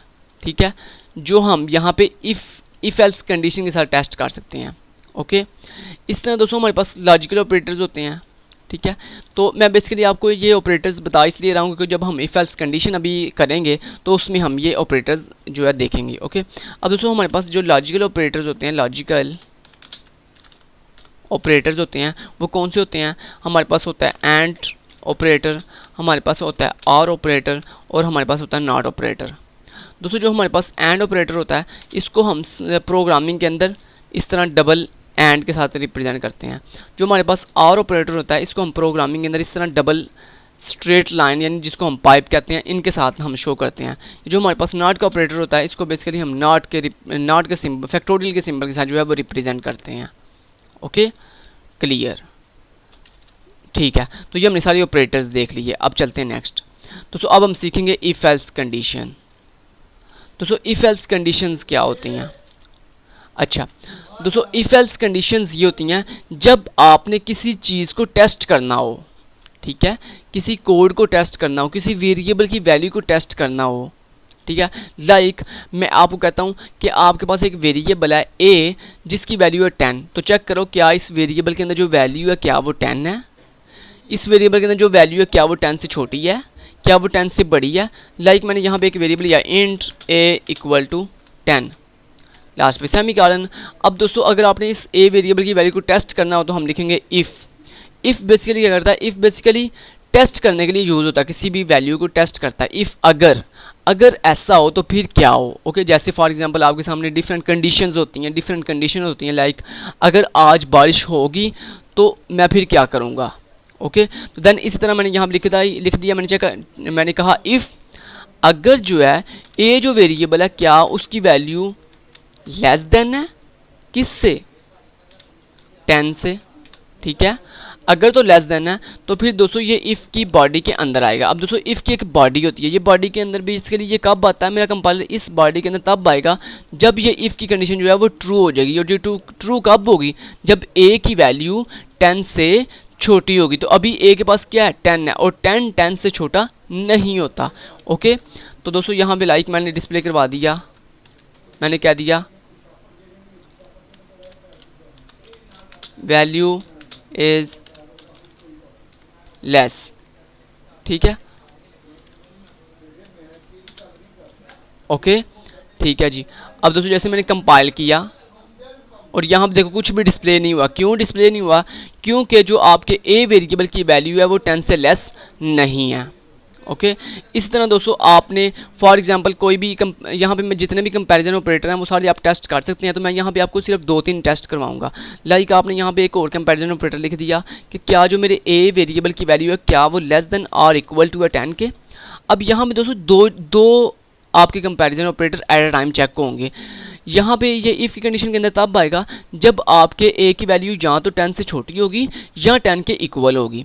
तो अगर इन दोनों सिचुएशन के अंदर अगर आपकी कोई भी एक, क्योंकि यहाँ पे दो कंडीशंस हैं, दो सिचुएशंस हैं, या अगर ए की वैल्यू छोटी होगी फिर भी इफ़ की कंडीशन ट्रू हो जाएगी, और अगर ए की वैल्यू 10 के इक्वल होगी फिर भी ये कंडीशन ट्रू हो जाएगी। क्योंकि आपने खुद ही कहा है कि अगर ए की वैल्यू 10 से लेस देन या इक्वल हो तो आप इस कंडीशन के अंदर आ जाना। अब देखो ए की वैल्यू 10 से छोटी नहीं है लेकिन उसके इक्वल ज़रूर है, तो अब ये कंडीशन चल जाएगी और ये कहेगा वैल्यू इज़ लेस। क्यों, क्योंकि ये इसके अंदर हम लिखा हुआ था वैल्यू इज़ लेस। ओके, इस तरह दोस्तों अगर आपने वेरिएबल की वैल्यू को इक्वालिटी चेक करनी हो, फॉर एग्जांपल आप चाहते हो जो ए वेरिएबल है क्या वो 10 के इक्वल है, तो उसके लिए दोस्तों हम इक्वालिटी चेक करने के लिए डबल इक्वल का साइन लगाते हैं। क्योंकि आपको पता है प्रोग्रामिंग के अंदर अगर हम सिंगल इक्वल का साइन लगाएं तो बेसिकली इससे क्या होता है, हमारी राइट साइड वाली वैल्यू लेफ़्ट की तरफ असाइन हो जाती है। लेकिन यहाँ पे हमने असाइन नहीं करनी वैल्यू बल्कि इक्वालिटी चेक करनी है, तो हम यहाँ पे लगाएंगे डबल इक्वल का साइन जो इक्वालिटी चेक करता है। अब यहाँ भी ये चेक कर रहा है क्या ए की वैल्यू 10 के इक्वल है, तो यस ये इक्वल है और ये कंडीशन के अंदर आ जाएगा। और यहाँ पे देखो ये वैल्यू इज़ लेस का मैसेज डिस्प्ले करवा रहा है। इस तरह दोस्तों इफ़ के साथ हमारे पास एक होता है एल्स बेसिकली तब चलता है जब इफ़ नहीं चलता। लाइक मैंने यहाँ पर लिख दिया क्या ए जो है वो लेस देन है 10 से। ठीक है, तो अब ये इफ़ चेक करेगा क्या ए की वैल्यू 10 से लेस देन है। अगर तो ये ए की वैल्यू 10 से लेस देन हुई तो ये इफ़ के अंदर आ जाएगा, अदरवाइज जो है वो ये एल्स के अंदर आ जाएगा। और एल्स क्या है, एल्स बेसिकली इफ़ का हेल्पिंग पार्ट होता है जो तब चलता है जब इफ़ नहीं चलता। लेकिन अगर इफ़ चले तो फिर एल्स नहीं चलता, और अगर इफ़ ना चले तो फिर एल्स चलता है। ओके, तो एल्स की बॉडी के अंदर लाइक मैंने लिख दिया वैल्यू इज इक्वल। ठीक है, और यहाँ पे मैंने एक स्पेस दे दी। अब मैं यहाँ पे इसको कंपाइल करता हूँ और ये देखो यहाँ पे आपको मैसेज आ रहा है वैल्यू इज़ इक्वल। इक्वल क्यों, ये क्यों कह रहा है, क्योंकि इफ़ की कंडीशन नहीं चली, इफ़ की कंडीशन यहाँ पे होगी रॉन्ग, जिसकी वजह से जब इफ़ नहीं चला तो फिर ऑटोमेटिक एल्स चल गया। तो ये दोस्तों हमारे पास इफ़ एल्स कंडीशन। अब दोस्तों हमारे पास मल्टीपल इफ़ एल्स कंडीशंस भी होती हैं। जैसे लाइक फॉर एग्जांपल आपने चेक करना हो। अब मल्टीपल इफ़ एल्स कंडीशन दोस्तों हम कब यूज़ करते हैं, मल्टीपल इफ़ एल्स कंडीशन दोस्तों हम तब यूज़ करते हैं जब हमारे पास मल्टीपल कंडीशंस हों। लाइक आपने अगर ग्रेडिंग चेक करनी हो तो एक स्टूडेंट की ग्रेडिंग जो है वो डिफरेंट कंडीशंस हो सकती हैं। लाइक उसका ए ग्रेड हो सकता है, उसका बी ग्रेड हो सकता है, उसका सी ग्रेड हो सकता है, उसका डी ग्रेड हो सकता है या एफ ग्रेड हो सकता है। दोस्तों इस तरह ग्रेडिंग चेक करने के लिए हमारे पास मल्टीपल कंडीशन हम लगाएंगे। तो फॉर एग्जाम्पल मैंने यहाँ पर एक वेरिएबल बनाया ग्रेड और सॉरी मार्क्स के नाम से बना लिया, मैंने यहाँ पर बना लिया मार्क्स। ठीक है, और इसको इक्वल कर दिया फॉर एग्जांपल मार्क्स को फॉर एग्जांपल 90। ओके।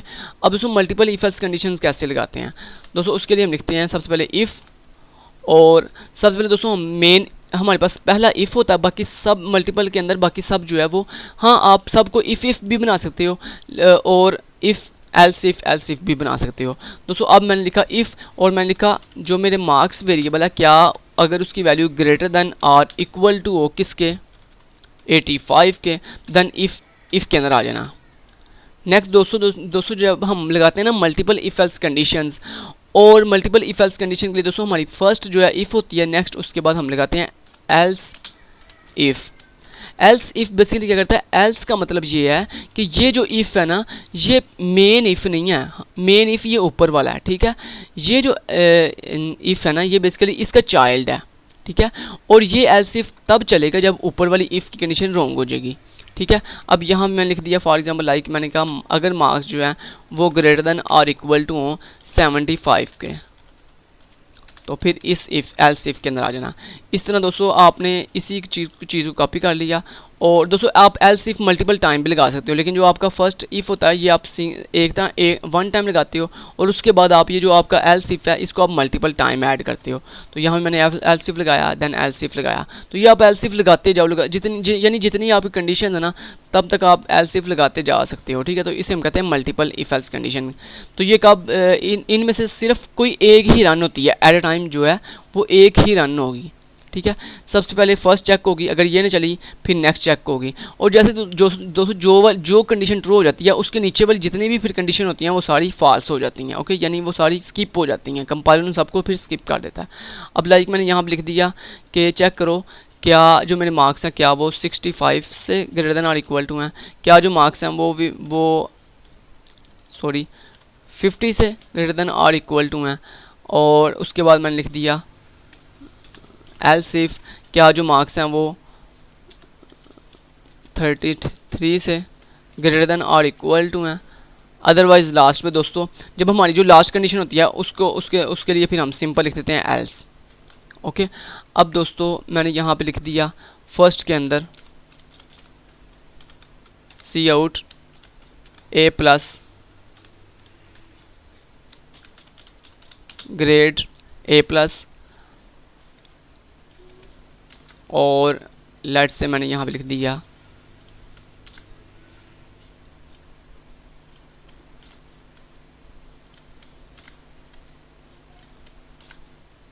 ठीक है, लेट से मैंने यहाँ पे लिख दिया A grade and B plus and B grade, okay, और यहाँ पे C grade and D grade, ठीक है, ओके जी। तो यहाँ पे हमने डी ग्रेड भी दे दिया, क्लियर, ओके। तो अब दोस्तों ये क्या करेगा, सबसे पहले ये फर्स्ट इफ़ चेक करेगा क्या ये इफ़ ट्रू हो गया। अगर ये इफ़ ट्रू हो जाएगी तो ठीक है, अगर जैसे ये इफ़ ट्रू होगी तो उसके नीचे जितने भी ये सारी कंडीशन है ये सारी स्किप हो जाएंगी, इनमें से कोई भी नहीं चलेगी। लेकिन अगर ये इफ़ ट्रू नहीं होती तो देन ये वाली कंडीशन चेक होगी, अगर ये ट्रू हो जाती है तो ठीक है, नीचे वाली सारी स्किप हो जाएंगी। लेकिन अगर ये भी ट्रू नहीं होती देन नीचे वाली चेक होगी, इससे नीचे वाली चेक होगी ये वाली, ओके। अगर ये ट्रू हो जाती है तो नीचे वाली सारी स्किप हो जाएंगी, अदरवाइज अगर ये फॉल्स हो जाती है तो ऑटोमेटिक नीचे वाली चेक, यानी नीचे वाली कंडीशन तब चेक होगी जब ऊपर वाली कंडीशन जो है वो फॉल्स हो जाएगी। लेकिन अगर कोई एक भी कंडीशन ट्रू हो जाएगी तो देन नीचे वाली, उससे नीचे वाली डाउन साइड पे जितनी भी कंडीशन होंगी वो सारी की सारी क्या हो जाती हैं, फॉल्स हो जाती हैं, यानी स्किप हो जाती हैं। अब यहाँ पे अगर मैं इसको कंपाइल करूँ तो यहाँ पे क्या आंसर आएगा, यहाँ पे दोस्तों जो मार्क्स हैं वो 90 हैं, तो यहाँ पे फर्स्ट कंडीशन जो है वो आपकी ट्रू हो जाएगी, क्योंकि यहाँ पे चेक करेगा क्या मार्क्स जो है वो 85 से ग्रेटर देन है, येस 90 जो है is always greater than 85, then ये फर्स्ट इफ़ चलेगा और यहाँ पे आ जाएगा ग्रेड ए प्लस। और यहाँ पे अगर मैं इसको कंपाइल करूँ तो यहाँ पे देखिए आपको नज़र आ रहा है ग्रेड ए प्लस, ओके, ठीक है, ओके जी। दोस्तों अगर यही काम अगर आप सिंपल यहाँ पे इफ़ लगा करो तो एल्स इफ, और एल्स इफ में जैसे कि मैंने आपको अभी भी बताया कि एल्स इफ का मतलब ये होता है कि अगर ऊपर वाली जो कंडीशन ट्रू हो जाएगी उससे नीचे वाली तमाम की तमाम कंडीशन जो है वो क्या हो जाती हैं, स्किप हो जाती हैं। लेकिन दोस्तों जब आप लगाते हो ना सब कंडीशन के साथ इफ़ तो ये सारी कंडीशन इट सेल्फ पेरेंट बन जाती हैं, जिससे नुकसान क्या होता है, नुकसान ये होता है कि अगर फर्स्ट कंडीशन ट्रू हो गई है तो नेक्स्ट कंडीशन फिर भी चले रन होगी, और उसके बाद नेक्स्ट कंडीशन फिर भी रन होगी, फिर नेक्स्ट कंडीशन फिर भी रन होगी, फिर नेक्स्ट कंडीशन रन होगी। यानी जब आप लगाते हो ना इफ़, तो इससे क्या होता है कि कंपाइलर ऊपर वाली चाहे कंडीशन ट्रू हो भी गई है फिर भी नीचे वाली कंडीशन चेक करेगा, और अगर वो भी ट्रू हो जाएगी तो उसको भी एग्जीक्यूट कर देगा, और उसके बाद फिर नीचे वाली कंडीशन फिर चेक करेगा। तो इससे दोस्तों जब आप लगाते हो ना इफ़, तो इससे तमाम कंडीशन जो है वो इट्स सेल्फ पेरेंट बन जाती हैं, और जब तमाम कंडीशन इट्स सेल्फ पेरेंट बनती हैं तो कंपाइलर तमाम कंडीशंस को चेक लाजमी करता है। लेकिन जब आप सिंपल लगाते हो इफ़ और उसके बाद एल्स इफ़, तो इससे फ़ायदा ये होता है कि अगर ऊपर वाली कोई एक भी कंडीशन ट्रू हो जाएगी तो उससे नीचे वाली तमाम कंडीशन जो है वो ऑटोमेटिकली जो है वो स्किप हो जाएंगी। ठीक है, और लाइक मैं आपको यहाँ पे करके भी दिखा देता हूँ। यहाँ पे देखो सारी कंडीशन चल गई हैं, grade A+, grade A, grade B+, grade B, grade C। Okay, तो ये सारी कंडीशन चल गई हैं, हालांकि ऐसा नहीं होनी चाहिए, एक स्टूडेंट का एट टाइम सिर्फ एक ही ग्रेड होता है। ओके, तो ये थी हमारे पास दोस्तों मल्टीपल कंडीशंस। अब दोस्तों हम सीखते हैं नेस्टेड कंडीशन। नेस्टेड कंडीशन क्या होती है? नेस्टेड इफ एल्स कंडीशन ये होती है दोस्तों जब आप एक कंडीशन की बॉडी के अंदर कंडीशन लगाते हो, लाइक आपने यहाँ पे एक वेरिएबल बनाया इंट अमाउंट के नाम से, ठीक है, जिसकी वैल्यू आपने रख दी फॉर एग्जांपल 100। ठीक है, देन दोस्तों लेट्स से आपने एक यहाँ पे एज के नाम से वेरिएबल बनाया जिसकी वैल्यू आपने रख दी फॉर एग्जांपल 20। ठीक है, अब दोस्तों आपने कहा इफ़ चेक करो क्या जो एज है क्या वो ग्रेटर देन और इक्वल टू है 20 के। अगर तो ऐसी बात है तो फिर इफ़ के अंदर आ जाओ, अदरवाइज एल्स में चले जाना। ठीक है, ओके दोस्तों, अगर ये इफ़ के अंदर आएगा देन आपने इफ़ के अंदर आके देन एक और कंडीशन लगाई, इफ़ के अंदर आ गए चेक किया क्या जो अमाउंट है क्या वो भी ग्रेटर देन और इक्वल टू है 100 के। ठीक है, अगर ऐसी बात है तो फिर देन इस इफ़ के अंदर आ जाए, अदरवाइज आपने यहाँ पे सिंपल लिख दिया सी आउट यू आर सिलेक्टेड। ठीक है, अदरवाइज आपने यहाँ पे लिख दिया यू आर रिजेक्टेड।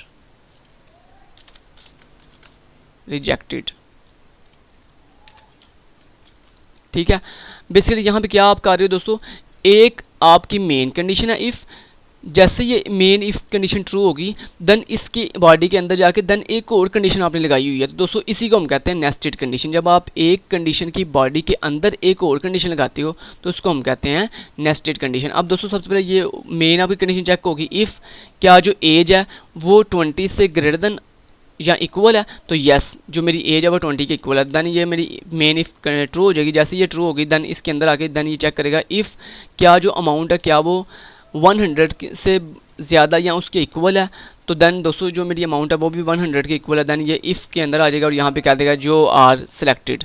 लेकिन अदरवाइज दोस्तों अगर आपकी ये जो मेन इफ़ कंडीशन है अगर यही नहीं चलेगी तो देन ये एल्स में आ जाएगा और कहेगा यू आर रिजेक्टेड। अब दोस्तों यहाँ पे अगर मैं आपको कंपाइल करके दिखाऊँ तो ये आपको कह रहा है यू आर सिलेक्टेड।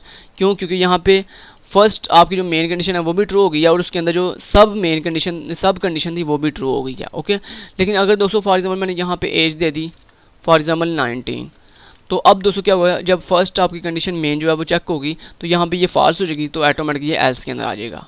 ठीक है, देन इसके अंदर जाएगा ही नहीं। तो यहाँ पे देखिए ये कह रहा है यू आर रिजेक्टेड, तो यहाँ पे योर नहीं था आना, यू आर आना था। ठीक है, यू आर सिलेक्टेड या you are rejected. This is a nested if else conditions. Okay, next दोस्तों हमने सीखना है स्विच। अब स्विच क्या होता है दोस्तों? स्विच बेसिकली हमारे पास तब यूज़ होता है जब हमने मल्टीपल कंडीशंस लगानी हो, जैसे अभी आप लगा रहे थे इफ़ एल्स इफ। दोस्तों बजाय इसके कि आप मल्टीपल इफ़ एल्स कंडीशंस लगाएं तो इसके लिए सबसे आसान तरीका ये होता है कि हम स्विच का इस्तेमाल करें। लेकिन स्विच को यूज़ करने के लिए आपने हमेशा ये याद रखना है कि जो स्विच होता है ये बेसिकली इक्वालिटी वाली चीज़ें सिर्फ चेक करता है। ये लेस देन या ग्रेटर देन वाली चीज़ें चेक नहीं करता। ओके लाइक और दूसरी चीज़ ये स्विच आप तब यूज़ करते हो जब आपके पास कोई एक मेन्यू हो। लेट्स से आपके पास एक मेन्यू है, फॉर एग्जांपल लाइक आपके पास एक मेन्यू है कि लाइक आपने कहा कि अगर आप 1 प्रेस करोगे तो आपके पास जो है वो क्या होगा, हिजर डिस्प्ले होगा। ओके अगर लाइक आप जो है वो आपने कहा कि अगर आप 2 प्रेस करोगे तो आपके पास जो है वो हमजा डिस्प्ले होगा। ठीक है ओके अगर लाइक आप जो है वो 3 प्रेस करोगे तो आपके पास जो है वो अली डिस्प्ले होगा। ओके कुछ इस तरह से आपने एक मेन्यू छोटा सा बना लिया। इस तरह दोस्तों फॉर एग्जांपल आपने मेन्यू देखे होंगे कि आपने जो आपके ओरिजिनल प्रोडक्ट्स होते हैं तो आपको वो कह रहा होता है कि आप 1 प्रेस करो तो आप एडमिन साइट पे जाओगे, 2 प्रेस करो तो आप कस्टमर साइट पे जाओगे। इस तरह फॉर एग्जांपल आपने 1 प्रेस करो तो आप रिकॉर्ड ऐड करोगे, आप 2 प्रेस करोगे तो आप रिकॉर्ड को डिलीट कर सकते हो। तो इस तरह दोस्तों जो हम मेन्यू बनाते हैं ना वो बेसिकली हम इस तरह सी आउट के साथ बनाते हैं। ओके अब दोस्तों ये जो मेन्यू है इस मेन्यू को हैंडल करने के लिए हम यहाँ पे इफ़ एल्स कंडीशंस लगा सकते हैं। दो हमारे पास चॉइसेस हैं, या तो हम इफ़ एल्स कंडीशन लगा लें यानी हम लिखें इफ़ अगर जो यूज़र ने जो वैल्यू दी है अगर वो 1 है तो खिज़र डिस्प्ले करवाओ, देन एल्स इफ़ अगर वो 2 है तो फिर हमजा डिस्प्ले करवाओ, फिर देन एल्स इफ़ अगर वो 3 है तो वो अली डिस्प्ले करवाओ। एक दो तरीका कार ये है। अब लेट्स से मैंने यहाँ पे लिख दिया सी आउट और यहाँ पे यूज़र को भाई अपनी चॉइस दो, तो मैंने यहाँ पे कहा एंटर योर चॉइस। ठीक है तो यहाँ पे सी इन के साथ यूज़र से वैल्यू ले लेता हूँ। तो लेट्स से मैंने यहाँ पे एक चॉइस नाम का वेरिएबल बना लिया, चॉइस। ठीक है तो मैं आपको इन दोनों तरीकों से करके दिखा देता हूँ, इफ़ एल्स के साथ भी और स्विच के साथ भी, तो ताकि आपको फ़र्क समझ आ जाए कि इफ़ एल्स कंडीशंस का क्या नुकसान है और स्विच क्या होते हैं। ओके अब यहाँ पे दोस्तों मैंने एक वेरिएबल ले लेता हूँ इंट चॉइस नाम से, जिसमें ये चॉइस लूँगा।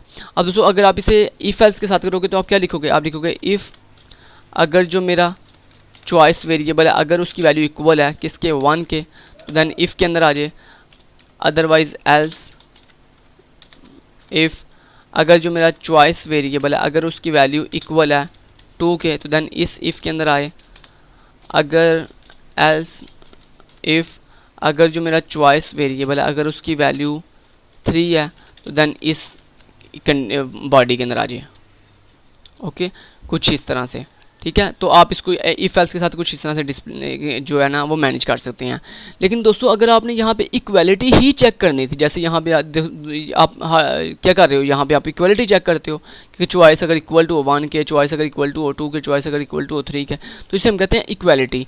जब दोस्तों आपने इसी तरह इक्वलिटी सिर्फ चेक करनी हो तो उसके लिए हम बजाय इसके कि इफ़ एल्स कंडीशन लगाएं हम लगाते हैं स्विच। तो स्विच कैसे लगाते हैं, हम लिखते हैं SWITCH, स्विच का कीवर्ड आगे लगाते हैं राउंड ब्रेसेस और उसके बाद स्विच की होती है बॉडी। ठीक है ये जो राउंड ब्रेसेस होती हैं इनके अंदर दोस्तों हम वो वेरिएबल पास करते हैं जिस वेरिएबल की वैल्यू को हमने टेस्ट करना हो। तो यहाँ पे हमने किसकी वैल्यू को टेस्ट करना है, चॉइस नाम वाले वेरिएबल, क्योंकि हमारा ये जो चॉइस नाम का वेरिएबल है इसी के अंदर यूज़र ने चॉइस दी है। तो यहाँ पे इस चॉइस नाम के वेरिएबल को आपने करना है टेस्ट, तो इसको यहाँ पे हम राउंड ब्रेसेस के अंदर लिख देते हैं। ठीक है अब दोस्तों जब आप जिस वेरिएबल को आपने टेस्ट करना हो जब आप उसको इन राउंड ब्रेसेस के अंदर लिखते हो तो ये जो आपकी स्विच की बॉडी होती है इसके अंदर आप बनाते हो केसेस। ठीक है बेसिकली स्विच के क्या होते हैं, केस होते हैं।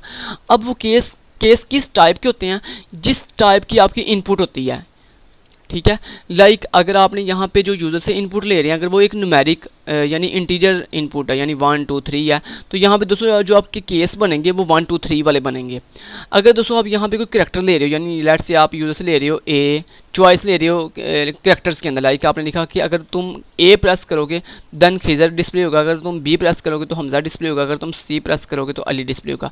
तो यहाँ पे आपके जो केस बनेंगे वो ABC वाले बनेंगे। ठीक है यानी जिस तरह की आपने यहाँ पे मेन्यू के अंदर चॉइस यूज़र से ली हो ना तो उस तरह के केस बनते हैं। तो यहाँ पे अब मैंने क्या लिया हुआ है, मैंने यहाँ पे चॉइस के अंदर यूज़र से लिया क्या लूँगा, या तो 1 लूँगा 2 यानी न्यूमेरिक कोई ना कोई न्यूमेरिक वैल्यू लूँगा 1 2 3। ठीक है तो यहाँ पे जो मेरे केस बनेंगे वो 1 2 3 बनेंगे। और यहाँ पे दोस्तों उतने केस बनते हैं जितनी आपके यहाँ पे मेन मेन्यू के अंदर ऑप्शंस हों। तो मेरी यहाँ पे कितनी ऑप्शंस हैं, 3 ऑप्शंस हैं, यानी 1 के साथ खिज़र डिस्प्ले होगा, 2 के साथ हमजा, 3 के साथ अली, सिर्फ 3 ही ऑप्शन हैं। तो यहाँ पे 3 केस बनेंगे। और दोस्तों केस के बाद हम बताते हैं केस का नाम और उसके बाद लगाते हैं कारण। ठीक है और देन बनेगा केस 2 और फिर बनेगा हमारे पास यहाँ पे केस 3। ओके। और यहाँ पे केस के आगे ये 1 2 3 कैसे आया, क्योंकि यहाँ पे हमने चॉइस के अंदर 1 2 3 ले रहे थे। ओके, जैसे कि मैंने आपको डिफाइन कर दिया पहले भी कि ये जहाँ जो जिस तरह की आप यहाँ पे चॉइस लोगे ना, यानी लेट्स से आपने यहाँ पे लिख दिया 10 देन 11 देन 12। दोस्तों यहाँ पे केस के आगे भी आप वही नाम दोगे जो आप यहाँ पे मेन्यू के अंदर ले रहे हो, यानी 10 11 12, तो यहाँ पे भी आप 10 11 12 दोगे। ठीक है, तो ये बेसिकली ये मतलब है इसका। ठीक है, मैंने अब यहाँ पे वापस से कर देता हूँ 2 एंड यहाँ पे कर देता हूँ 3। क्लियर। अब यहाँ पे मैंने लिख दिया केस 1 केस 2 केस 3। जैसे दोस्तों कोई बंदा 1 प्रेस करेगा तो केस 1 जो है वो एग्जीक्यूट होगा। अगर कोई बंदा 2 प्रेस करेगा, यहाँ पे चॉइस करेगा 2, तो केस 2 एग्जीक्यूट होगा। यानी जहाँ पे आप जो भी चॉइस करोगे वो वाला केस जो है वो एग्जीक्यूट हो जाता है। ओके, ठीक है जी। अब केस 1 के अंदर मैं जाता हूँ। जैसे केस दोस्तों इस केस के बाद जो केस एग्जीक्यूट हो, उस केस के नीचे हमारा दोस्तों उस केस का जो है उस केस के रिलेटेड कोड होता है। ओके, जैसे फॉर एग्जांपल अगर केस 1 एग्जीक्यूट हो तो केस 1 के एग्जीक्यूट होने के बाद क्या कोड स्क्रीन के ऊपर डिस्प्ले हो, यानी कौन सा कोड परफॉर्म हो, वो कोड आप यहाँ पे केस के बाद लिखते हो। ओके, तो यहाँ पे लेट्स से मैंने लिख दिया खिजर के स्क्रीन के ऊपर खिजर डिस्प्ले हो। ओके, अब इसी तरह फॉर एग्जाम्पल दोस्तों आपने यहाँ पे लिख दिया केस 2 के अंदर और केस 3 के अंदर। अब केस 2 के अंदर क्या डिस्प्ले होना है, केस 2 के अंदर डिस्प्ले होगा हमजा। ठीक है, और केस 3 के अंदर क्या डिस्प्ले होगा, अली। ओके, ये हो गया। अब दोस्तों लेट्स से मैंने यहाँ पे कंपाइल किया और यहाँ पे दोस्तों ये पूछ रहा 1 खिजर 2, सॉरी यहाँ पे मैं \n दे देता हूँ ताकि ये न्यू लाइन में चला जाए। तो यहाँ पे \n और \n। ओके, और यहाँ पे मैं \n कर लेता हूँ। बिल्कुल इसी तरह मैं यहाँ पे भी \n कर लेता हूँ और अली के साथ भी \n कर लेता हूँ। ओके, अब दोस्तों मैं अगर इसको कंपाइल करूँ तो यहाँ पे देखो ये आपको कह रहा है कि आपके पास क्या आपने डिस्प्ले करवाना। लेट्स से मैंने कर दिया 1 और एंटर किया। जैसे एंटर किया दोस्तों 1 प्रेस किया और डिस्प्ले होना चाहिए था खिजर, लेकिन इसने सारे ऑप्शन डिस्प्ले करवा दिया, खिजर भी, हमजा भी, अली भी। बेसिकली यहाँ पे क्या हुआ है दोस्तों, स्विच के अंदर बेसिकली जब आपका कोई भी एक केस एग्जीक्यूट होता है और उस केस के एग्जीक्यूट होने के बाद जो उससे नीचे वाले जितने भी केस होते हैं वो भी ऑटोमेटिकली एग्जीक्यूट हो जाते हैं, लेकिन ऐसा नहीं होना चाहिए। यानी जो सा केस एग्जीक्यूट हुआ है सिर्फ वही एग्जीक्यूट होना चाहिए, जो उससे नीचे वाले केस हैं वो एग्जीक्यूट नहीं होने चाहिए। दोस्तों इस काम के लिए हम हर केस के लास्ट पे, यानी जैसे हमारे केस का जो कोड है, यानी जिसको हमने एग्जीक्यूट करवाना है, जैसे वो कोड एंड हो दोस्तों, हर केस के कोड के एंड होने के बाद हम लगाते हैं ब्रेक का कीवर्ड। ठीक है, ब्रेक स्टेटमेंट। ये जो बेसिकली ये जो ब्रेक स्टेटमेंट है ये बेसिकली क्या करती है दोस्तों, ये जो ब्रेक स्टेटमेंट है ये बेसिकली मेरे कंपाइलर को इस पूरी की पूरी बॉडी से बाहर ले जाएगा। यानी जैसे ये ब्रेक के ऊपर आएगा कंपाइलर तो ये पूरी इस स्विच की बॉडी से बाहर निकल जाएगा, जिससे फ़ायदा क्या होगा, इससे नीचे जितने भी केस हैं वो एग्जीक्यूट नहीं होंगे। तो इसलिए हम हर केस के बाद लगाते हैं ब्रेक, ताकि जो नीचे वाला जितना भी कोड है वो एग्जीक्यूट ना हो, यानी जो इससे नीचे वाले जो केस हैं वो एग्जीक्यूट ना हो। ओके, अब देखना ज़रा, मैं अब कंपाइल करता हूँ और अब दोस्तों मैं अगर 1 प्रेस करूँ, एंटर करूँ, अब देखिए सिर्फ खिजर डिस्प्ले हुआ। क्यों? क्योंकि ब्रेक स्टेटमेंट ने जो इससे नीचे वाले तमाम केसेस थे उनको ब्रेक कर दिया, यानी अब वो एग्जीक्यूट नहीं होंगे। ठीक है, ओके दोस्तों, स्विच के अंदर एक डिफ़ॉल्ट केस भी होता है। डिफ़ॉल्ट केस तब चलता है जब आपने कोई इनवैलिड वैल्यू दे दी, डिफ़ॉल्ट केस। ठीक है, तो default case like for example आपके पास मेन्यू के अंदर क्या था 1 2 और 3, लाइक आपने 1 से कोई छोटी वैल्यू दे दी या आपने चॉइस वेरिएबल के अंदर 3 से कोई बड़ी वैल्यू दे दी, फॉर एग्जांपल आपने दे दिया 5 6 8। ठीक है दोस्तों, अब जो 3 से बड़ी जितनी भी वैल्यूज़ हैं उनके हमारे पास यहाँ पे कोई भी केसेस अवेलेबल नहीं है। तो जब दोस्तों कोई भी केस नहीं चलेगा, यहाँ पे कोई भी केस एग्जीक्यूट नहीं होगा, तो क्या होगा भला, ये डिफ़ॉल्ट केस चलेगा जो आपको ये बताएगा कि भाई जो आपने चॉइस किया वो इनवैलिड है। तो यहाँ भी मैं कह देता हूँ your choice is invalid. Okay, तो यहाँ पे देखना, मैं अब कंपाइल करता हूँ और लाइक मैंने यहाँ पे दे दिया 4। अब 4 नाम का कोई भी दोस्तों केस नहीं है, मैंने एंटर किया और ये देखिए इसने मुझे बता दिया गया था योर चॉइस इज़ इनवैलिड। ठीक है, ओके, तो इस तरह दोस्तों ये डिफ़ॉल्ट केस होता है इसके अंदर। क्लियर? ओके जी, अब नेक्स्ट चलते हैं। नेक्स्ट दोस्तों हमने सीखनी है जी लूप्स। अब लूप क्या होती है दोस्तों? लूप ये होती है जब आपने अपना कोई कोड जो है बार बार रिपीट करना हो, ठीक है, यानी एक ही कोड बार बार रिपीट करना हो तो उसके लिए हम लूप का इस्तेमाल करते हैं। लाइक आपके पास दोस्तों एक लाइन है जिसके अंदर आपने लिखा हुआ है इस्लाम एंड स्टडी, ठीक है, इस्लाम एंड स्टडी। अब दोस्तों लाइक आपने इसके अंदर एक बैकस्लैश एन दे दी। ओके दोस्तों, आपने इसको जैसे ही कंपाइल करोगे तो क्या होगा भला? स्क्रीन के ऊपर डिस्प्ले होगा इस्लाम एंड स्टडी, ठीक है। लेकिन दोस्तों लेट्स से आप चाहते हो ये जो इस्लाम एंड स्टडी मैसेज है ना, ये स्क्रीन के ऊपर 10 टाइम जो है वो डिस्प्ले हो, तो आप क्या करोगे? आपके पास एक ऑप्शन तो ये है कि आप जो है 10 टाइम जो है वो सी आउट के साथ जो है इस्लाम and study, Islam and study, Islam and study लिखते जाओ, ठीक है। लेकिन दोस्तों ये एक मुश्किल तरीका है कि मैं लेट्स से अगर फॉर एग्जांपल मैंने 500 टाइम जो है इस मैसेज को रिपीट करना हो तो मैं क्या करूँगा? मैं फिर 500 टाइम जो है वो सी आउट के साथ जो है इस्लाम एंड स्टडी लिखूँगा। लेकिन ये एक बहुत बैड वे है जिससे क्या होगा, मेरा काफ़ी ज़्यादा टाइम जो है वो वेस्ट हो जाएगा, ठीक है। दोस्तों जब आपकी कुछ इस तरह की सिचुएशन होगी, आपने एक ही कोड को जो है बार बार रिपीट करना हो तो उसके लिए दोस्तों हम लगाते हैं, उसके लिए हम यूज़ करते हैं लूप, ठीक है। अब लूप की डिफरेंट टाइप्स होती हैं, ठीक है, लूप्स की डिफरेंट टाइप्स होती हैं। दोस्तों हमारे पास डिफरेंट टाइप्स कौन कौन सी हैं? हमारे पास होती है फॉर लूप, हमारे पास होती है वाइल लूप, हमारे पास होती है डू वाइल लूप, ठीक है, डू वाइल लूप, ठीक है। सबसे पहले हम देखते रहते हैं जी फॉर लूप, ठीक है। अब दोस्तों ये जो 3 तरह की हमारे पास लूप्स हैं तो इन सब के लिए हमारे पास रिक्वायरमेंट जो होती हैं वो सेम होती हैं, ठीक है। दोस्तों किसी भी लूप को लगाने के लिए आपको 3 चीज़ों की ज़रूरत पड़ती है। अब मैं आपको ये भी बता दूं दोस्तों, अगर आपने C++ के अंदर मल्टी लाइंस कमेंट करनी हो, मल्टीपल लाइंस कमेंट करनी हो तो उसके लिए हम लिखते हैं उसके लिए हम लगाते हैं /, आगे लगाते हैं स्टैटिक, और जहाँ तक आपने कमेंट करना हो वहाँ उस लाइन पे जाके पहले लगाते हैं स्टैटिक और बाद में लगाते हैं /, तो आपकी ये मल्टीपल लाइंस कमेंट हो गई हैं। ओके दोस्तों, फर्स्ट जो आपके पास चीज़ होती है वो होती है स्टार्टिंग वैल्यू। सेकंड जो आपके पास चीज़ होती है वो होती है कंडीशन। थर्ड जो आपके पास चीज़ होती है वो होती है इंक्रीमेंट और डिक्रीमेंट स्टेटमेंट। ओके ठीक, ओके तो ये 3 चीज़ें दोस्तों आपको चाहिए होती हैं कोई भी लूप लगाने के लिए, ठीक है, स्टार्टिंग वैल्यू, कंडीशन और इंक्रीमेंट और डिक्रीमेंट स्टेटमेंट, ठीक है। अब इंक्रीमेंट और डिक्रीमेंट स्टेटमेंट लगाने से पहले मैं आपको एक छोटा सा प्रोग्राम करवाना चाहता हूँ। ओके दोस्तों, लाइक आपके पास एक वेरिएबल है इंट a = 10। मैं आपको कहता हूँ कि आपने इस a वेरिएबल के अंदर एक वैल्यू का इंक्रीमेंट करना है, तो आप क्या करोगे? आप लिखोगे a = a + 1, ठीक है। इससे क्या होगा? a की जो भी वैल्यू है उसमें 1 का इंक्रीमेंट होगा और a वेरिएबल में सेव हो जाएगा, ठीक है।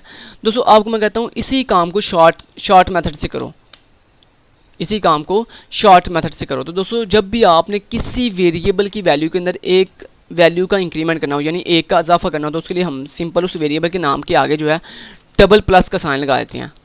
दोस्तों जब भी आप किसी वेरिएबल के नाम के शुरू पे या लास्ट पे जो है $+ का साइन लगाते हो तो क्या होता है? उस वेरिएबल की वैल्यू में एक वैल्यू का इंक्रीमेंट हो जाता है। तो ये देखो, ये इतनी बड़ी लाइन लिखने का मतलब ये क्या है? सिंपल आप इतनी छोटी सी लाइन लिखो और आपका ये इतनी बड़ी लाइन जो लिखने से क्या होगा, यही काम जो है इस छोटे से आप लाइन से भी कर सकते हो। यानी a = a + 1 करने से a++ भी करोगे तो आपकी वैल्यू a वेरिएबल की वैल्यू में a का इंक्रीमेंट हो जाएगा। या आप जो है वेरिएबल के शुरू में भी ++ लगाओगे, ठीक है। दोस्तों जब आप किसी भी वेरिएबल के शुरू में ++ लगाते हो तो इसको हम कहते हैं प्रीफिक्स इंक्रीमेंट ऑपरेटर, यानी वेरिएबल के शुरू पे ++ का मतलब प्रीफिक्स इंक्रीमेंट ऑपरेटर। तो प्रीफिक्स इंक्रीमेंट ऑपरेटर का मतलब ये होता है कि इस वेरिएबल के अंदर पहले वैल्यू इंक्रीमेंट होगी, देन बाद में किसी दूसरे वेरिएबल को असाइन होगी। लेकिन दोस्तों जब आप वेरिएबल के बाद $+ का साइन लगाते हो तो उसका मतलब ये होता है कि पहले इस वेरिएबल की वैल्यू किसी दूसरे वेरिएबल को असाइन होगी, बाद में इस वेरिएबल की वैल्यू में एक का इंक्रीमेंट होगा। इस तरह अगर आपको मैं कहूँ कि आपने a वेरिएबल की वैल्यू में एक वैल्यू डिक्रीमेंट करनी है तो आप क्या करोगे? आप लिखोगे a = a - 1। इसी काम करने के लिए दोस्तों हमारे पास शॉर्टकट मेथड होता है माइनस माइनस ए या फिर ए माइनस माइनस। ठीक है, तो अगर आप लिखते हो माइनस माइनस ए, तो इसका मतलब होता है प्रीफिक्स डिक्रीमेंट ऑपरेटर, यानी पहले अपनी वैल्यू को डिक्रीमेंट करो, यानी एक वैल्यू की कमी कर दो, बाद में किसी दूसरे वेरिएबल को देना।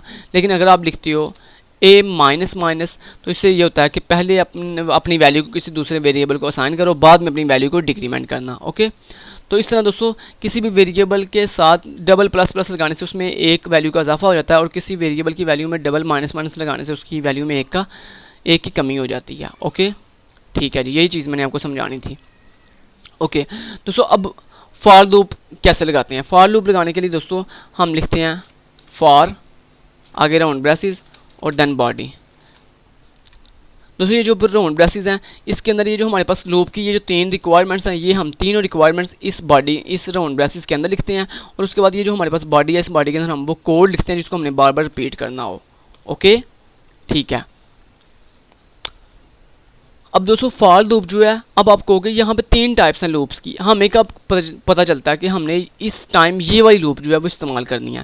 दोस्तों जो फॉर लूप है ये बेसिकली तब यूज़ होती है जब आपने जितनी दफ़ा अपनी लूप को चलाना है आपको एग्जैक्टली पता हो कि मैंने अपनी लूप को कितने टाइम चलाना है, यानी आपको एग्जैक्टली पता हो कि मैंने अपने कोड को कितने टाइम रिपीट करना है, यानी 5 दफ़ा रिपीट करना है, 10 दफ़ा रिपीट करना है, 100 दफ़ा रिपीट करना है। जब आपको एग्जैक्टली पता हो कि आपने इतने टाइम जो है अपनी कोड को रिपीट करना है, तो आप फॉर लूप का इस्तेमाल करते हो। दोस्तों अगर आपको एग्जैक्टली पता ना हो, यानी आपने इनफाइनाइट यानी कंटिन्यूसली अपनी लूप को चलाना हो, तो उसके लिए हम लगाते हैं व्हाइल लूप।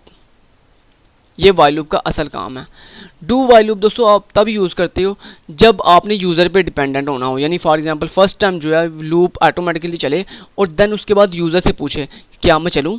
अगर यूज़र कहे यस तो ये डू व्हाइल लूप चले, अगर यूज़र कहे नो तो डू व्हाइल लूप ना चले। ओके, ठीक है, तो ये इनका मोटिव होता है। ओके, अब फॉर लूप के अंदर दोस्तों फर्स्ट हम लगाएंगे स्टार्टिंग वैल्यू की, आपने किस वैल्यू से स्टार्ट करना है। अब स्टार्टिंग वैल्यू दोस्तों हम किसी वेरिएबल में जारी बात देंगे, तो उसके लिए हम पहले बताएंगे वेरिएबल की डाटा, देन उसके बाद वेरिएबल का नाम, और उसके बाद उसकी जो भी आपने वैल्यू जिस वैल्यू से आपने इस लूप को स्टार्ट करना है वो वैल्यू। फॉर एग्जाम्पल मैंने 1 से स्टार्ट करना तो मैंने 1 दे दिया। उसके बाद दोस्तों हम लगाते हैं सेमीकोलन, और उसके बाद हम अपनी सेकेंड जो रिक्वायरमेंट है जो कि कंडीशन है वो बताते हैं। कंडीशन मीन कि आपने इस लूप को कितने टाइम चलाना, तो मैंने यहाँ पे लिख दिया आई जब तक लेस देन और इक्वल टू 5 के तब तक ये लूप चलती रहे, देन सेमीकोलन। अब दोस्तों आई की वैल्यू क्या है 1, तो 1 जब तक 5 के इक्वल नहीं हो जाता, जब तक 5 से छोटा या उसके इक्वल नहीं हो जाता तब तक ये लूप चलती रहेगी। ओके, अब दोस्तों आई की जो वैल्यू है वो 1 है और मैंने 5 तक मूव करना है, यानी इसका मतलब ये है कि आई की वैल्यू को मैं हर लूप के एक दफ़ा चलने के बाद इंक्रीमेंट करूंगा तो ये 5 तक जाएगी ना। अगर मैं इसको इंक्रीमेंट ही नहीं करूंगा तो कभी भी ये फॉर लूप की जो आई वेरिएबल है कभी भी इंक्रीमेंट नहीं होगा और 5 तक कभी भी मूव नहीं होगा। लेट्स से इसकी मैं एग्जांपल कुछ इस तरह से आपको दूंगा। लेट्स से आपके पास लेट्स से आपने एक पॉइंट से दूसरे पॉइंट की तरफ मूव करना है, ठीक है। तो आप क्या करोगे, आप फासला तय करना शुरू करोगे, ठीक है। लेकिन अगर आप फासला तय करना शुरू ही नहीं करोगे, यानी उसी पॉइंट पे खड़े रहोगे, तो क्या होगा, आप जब तक मर्जी चाहे 10 साल भी गुजर जाएं आप हमेशा पॉइंट नंबर 1 पे ही खड़े रहोगे, पॉइंट नंबर 2 पे नहीं जा सकते। तो यही रीज़न है दोस्तों, जब आपने किसी भी एक वैल्यू से नेक्स्ट किसी दूसरी बड़ी वैल्यू की तरफ जाना हो तो आप हमेशा अपनी वैल्यू के अंदर इंक्रीमेंट करोगे, और जब आपने किसी बड़ी वैल्यू से वापस छोटी वैल्यू की तरफ आना हो तो आप अपनी वैल्यू के अंदर डिक्रीमेंट करोगे। तो अब देखो यहाँ पे जो मेरी स्टार्टिंग वैल्यू है वो 1 है और इसको मैंने बड़ी वैल्यू की तरफ यानी 5 की तरफ लेके जाना है, यानी आई की जो वैल्यू है वो 1 से 5 तक जाए। तो उसके लिए मैं अपनी आई की वैल्यू को इंक्रीमेंट करूँगा, एक दफ़ा इंक्रीमेंट करूँगा। तो यहाँ मैंने कहा आई प्लस प्लस, तो ये आई प्लस प्लस का मतलब क्या है कि जैसे ही लूप एक दफ़ा चल के बंद हो तो आई की वैल्यू को एक दफ़ा इंक्रीमेंट कर देना, ठीक है। अब दोस्तों यहाँ पे लेट्स से मैंने वही कोड मैंने लिख दिया सी आउट, और यहाँ पे अब मैंने लिख दिया इस्लाम एंड स्टडी, ठीक है। अब दोस्तों अगर मैं इसको कंपाइल करूं तो यहाँ पे देखें आपके 5 टाइम ये मैसेज डिस्प्ले होगा। तो यहाँ पे देख रहे हो आप, ये 5 time Islam and study, Islam and study, Islam and study, Islam and study and Islam and study display हो गया। ओके, तो ये बेसिकली है फॉर लूप।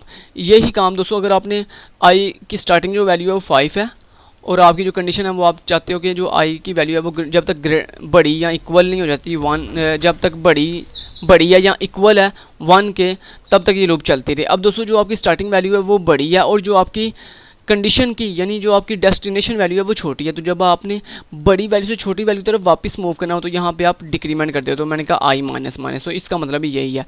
यहाँ पे देखो अभी भी ये लूप 5 दफ़ा चलेगी, तो ये देख रहे हो इस्लाम and study, Islam and study, Islam and study, ये 5 दफ़ा चली है। ओके, ये थी फॉर लूप।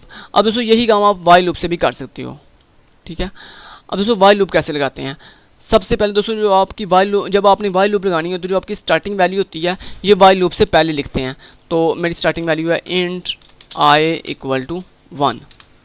ठीक है, उसके बाद दोस्तों हम अपनी लगाते हैं वाइल लूप। तो वाइल लूप के लिए हम लिखते हैं वाइल का कीवर्ड, आगे राउंड ब्रेसेस, और उसके बाद हमारे पास जो वाइल की बॉडी है। नेक्स्ट दोस्तों जो आपकी सेकंड रिक्वायरमेंट है कंडीशन, वो हम यहाँ पे अपनी वाइल लूप की ये जो राउंड ब्रेसेस है इसके अंदर लिखते हैं। तो मैंने कहा जो मेरा आई वेरिएबल है जब तक वो less than are equal to 5 तब तक ये लूप चलती रहे। ओके, उसके बाद दोस्तों हम ये जो हमारी वाइल लूप की बॉडी है इसके अंदर हम लिखते हैं अपना कोड जो हमने रिपीट करना हो, जो एग्जीक्यूट करना हो। तो यहाँ पे मैंने लिख दिया for example Islam and study. Okay, और इसके बाद हम लगाते हैं दोस्तों सबसे जैसे हमारा कोड जो जितना भी हमने कोड लिखना है वो जैसे ही वो एंड हो जाए और लास्ट पे हमारी वाइल लूप की बॉडी के क्लोज होने से पहले जो है ये जो हमारी तीसरी चीज़ है रिक्वायरमेंट है इंक्रीमेंट और डिक्रीमेंट स्टेटमेंट, ये हम लगाते हैं। तो अब मैंने छोटी वैल्यू से यानी जो मेरी स्टार्टिंग वैल्यू है वो 1 है, छोटी है, और जो मेरी डेस्टिनेशन वैल्यू यानी 5 जो है वो बड़ी है। तो अब मैं यहाँ पे इंक्रीमेंट ऑपरेटर इंक्रीमेंट स्टेटमेंट लगाऊंगा। तो यहाँ मैंने लिख दिया आई प्लस प्लस, कुछ इस तरह से। ओके, तो इस तरह से वाइल लूप जो है वो वर्क करती है। इस तरह से आप वाइल लूप जो है वो क्रिएट करते हो। अब मैं अगर इसको कंपाइल करूँ तो ये बिल्कुल ठीक वर्क करेगा। और ये देखो इसने 5 टाइम जो है वो रिपीट करवा दिया। ठीक है दोस्तों, अगर आपने वाइल लूप को जो है वो कंटिन्यू, जिस तरह मैंने आपको बताया था कि अगर आपने वाइल लूप तब यूज़ करते हैं जब हमने कंटिन्यूसली किसी चीज़ को रिपीट करना हो, तो उसके लिए दोस्तों जब आपने इस तरह करना हो तो आप सिंपल दोस्तों वाइल लूप के अंदर ये सारी चीज़ें हटा दो। ठीक है, और सिंपल यहाँ पर लिख दो ट्रू। क्या लिख दो? ट्रू। तो ये वाइल लूप चलती जाएगी चलती जाएगी चलती जाएगी। ठीक है, सिंपल कुछ इस तरह से ये इसका असल काम है वाइल लूप का। ठीक है, जब आप वाइल लूप को कंटिन्यूसली चलाना हो तो सिंपल वाइल लूप की राउंड ब्रेसेस में ट्रू लिख दो और अंदर अपना कोड लिख दो। तो ये देखना ये चलता जाएगा। ये देखो ये लूप चलती जा रही है चलती जा रही है चलती जा रही है, रुक नहीं रही। ओके, इसको अब हम क्लोज कर देते हैं। ओके जी, अब हम चलते हैं जी नेक्स्ट जो हमारी लूप है वो है जी do while loop. Okay, do while loop दोस्तों बिल्कुल इसकी भी बॉडी स्ट्रक्चर वाइल लूप की तरह ही होता है लेकिन थोड़ा फ़र्क है। ओके, सबसे पहले क्या है जी स्टार्टिंग वैल्यू। तो स्टार्टिंग वैल्यू भी डू वाइल लूप से पहले हम लगाते हैं। तो यहाँ मैंने लिख दिया int a equal to 10। Okay,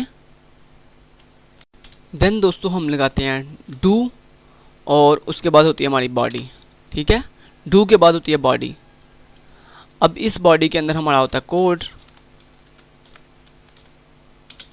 जैसे मैंने लिख दिया यहाँ पे let's say Islam and study.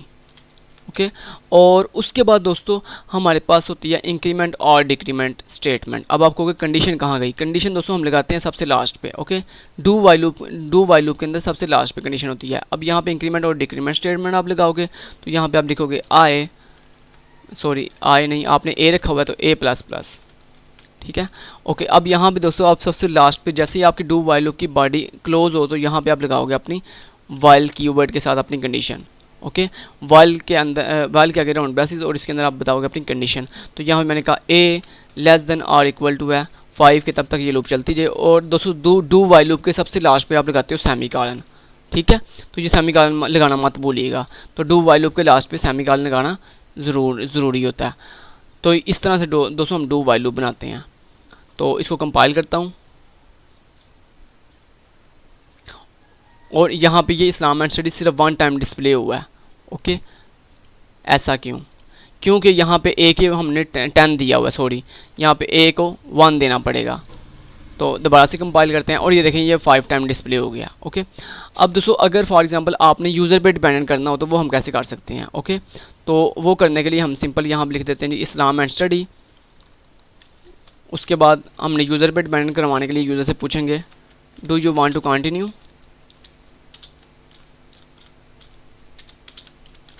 Do you want continue. Yes और नो,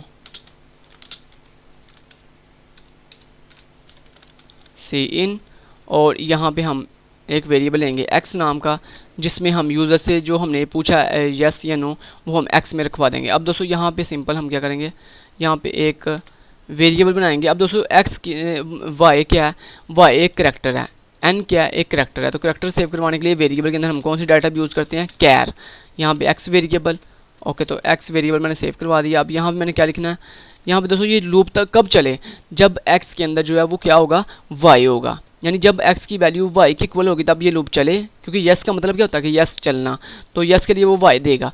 तो मैंने कहा जब जो x वेरिएबल है जब उसकी वैल्यू इक्वल हो किसके, y के। अब दोस्तों जब आप सिंगल करैक्टर लिखते हो ना, सिंगल करैक्टर, तो मैंने आपको बताया था सिंगल करैक्टर के लिए हम सिंगल कोड का इस्तेमाल करते हैं।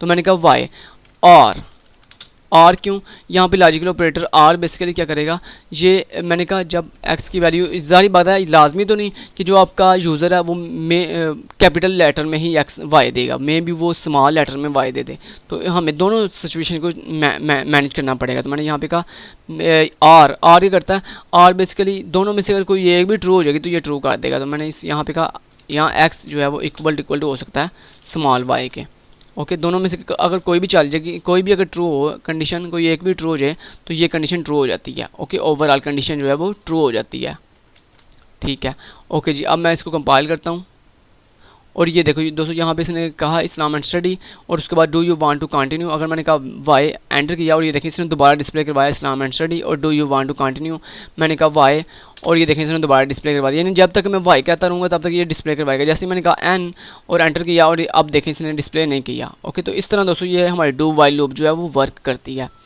लेकिन अगर दोस्तों आप यहाँ पर लगा दो एंड का ऑपरेटर, तो ये एंड का ऑपरेटर तब चलता है जब आपकी दोनों कंडीशन एट अ टाइम या multiple condition at a time true हों, यानी एंड ऑपरेटर की सूरत में तमाम कंडीशन का ट्रू होना लाजमी होता है।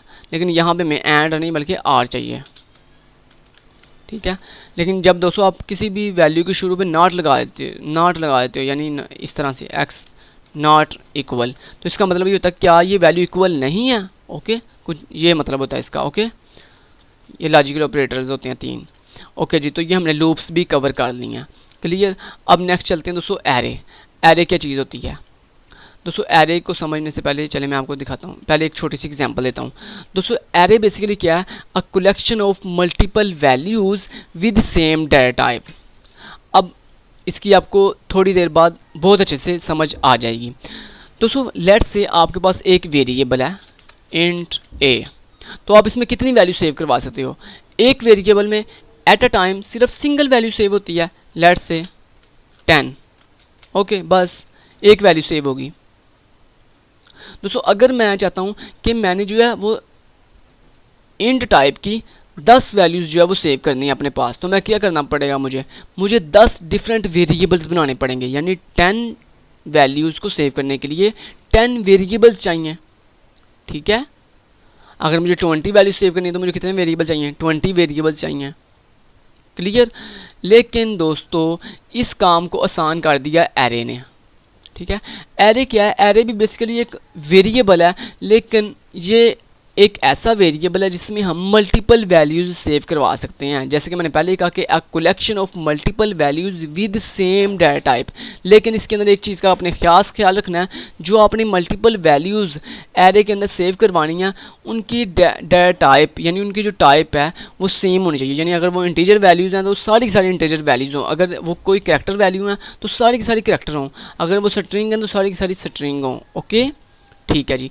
अब यहाँ पर मैंने दोस्तों हम एरे बनाते कैसे हैं, तो एरे बनाने के लिए जैसे हम वेरिएबल बनाते हैं वैसे ही एरे भी क्रिएट करते हैं। तो सबसे पहले हम बताते हैं डाटा टाइप, देन एरे का नाम और उसके बाद स्क्वायर ब्रेसेस और लास्ट पे सेमीकोलन। अब इन स्क्वायर ब्रेसेस के अंदर दोस्तों हम बताते हैं अपनी एरे का साइज़, यानी इस एरे के अंदर आपने कितनी वैल्यूज़ सेव करवानी है इंट टाइप की। तो मैंने यहाँ पे फॉर एग्जांपल का 5, तो दोस्तों जितना आप यहाँ पे साइज़ बताओगे उतनी वैल्यूज़ आप इस एरे में जो है वो सेव कर सकते हो, ओके। तो ये हमारे पास एक इंट टाइप की एक एरे बन गई है जिसका नाम ए है, जिसमें आप 5 इंटीजर वैल्यूज़ जो है वो सेव करवा सकते हो, ओके, ठीक है जी। अब दोस्तों इसमें वैल्यूज़ अगर हम किसी वेरिएबल को वैल्यूज़ असाइन करनी हो तो हम क्या करते थे, हम लिखते थे इक्वल और वैल्यू देते थे, तो वेरिएबल में वैल्यू असाइन हो जाती है। लेकिन यहाँ पे दोस्तों ये एक वेरिएबल नहीं है, ये एक एरे है। तो एरे को वैल्यूज़ कैसे असाइन करते हैं, उसके लिए हम लगाते हैं मिड ब्रेसेस, ठीक है। और इन मिड ब्रेसेस के अंदर हम वो अपनी तमाम की तमाम वैल्यूज़ देते हैं जो हमने इस एरे को जो है वो असाइन करनी है। तो जितना एरे का साइज़ है उतनी यहाँ पे इन मिड ब्रेसेस में वैल्यूज़ देते हैं। तो फर्स्ट वैल्यू, देन हर वैल्यू के मिड में जो है वो कॉमा लगाते हैं। तो then comma, then second value 20, then comma, then 30, then comma, then 40, then comma, then 50। तो इस तरह हमारी 5 वैल्यू जो है वो पूरी कंप्लीट हो गई हैं। Clear? Okay, this is a array, ठीक है। अब दोस्तों एरे का जो नाम है वो क्या जी, ए है। अब ये जो आपके पास ये जो एरे के अंदर वैल्यूज़ आप सेव करवा रहे हो ना, ये बेसिकली हर वैल्यू जो है वो एक ब्लॉक के अंदर सेव है। हर वैल्यू एक डिफरेंट ब्लॉक के अंदर सेव है।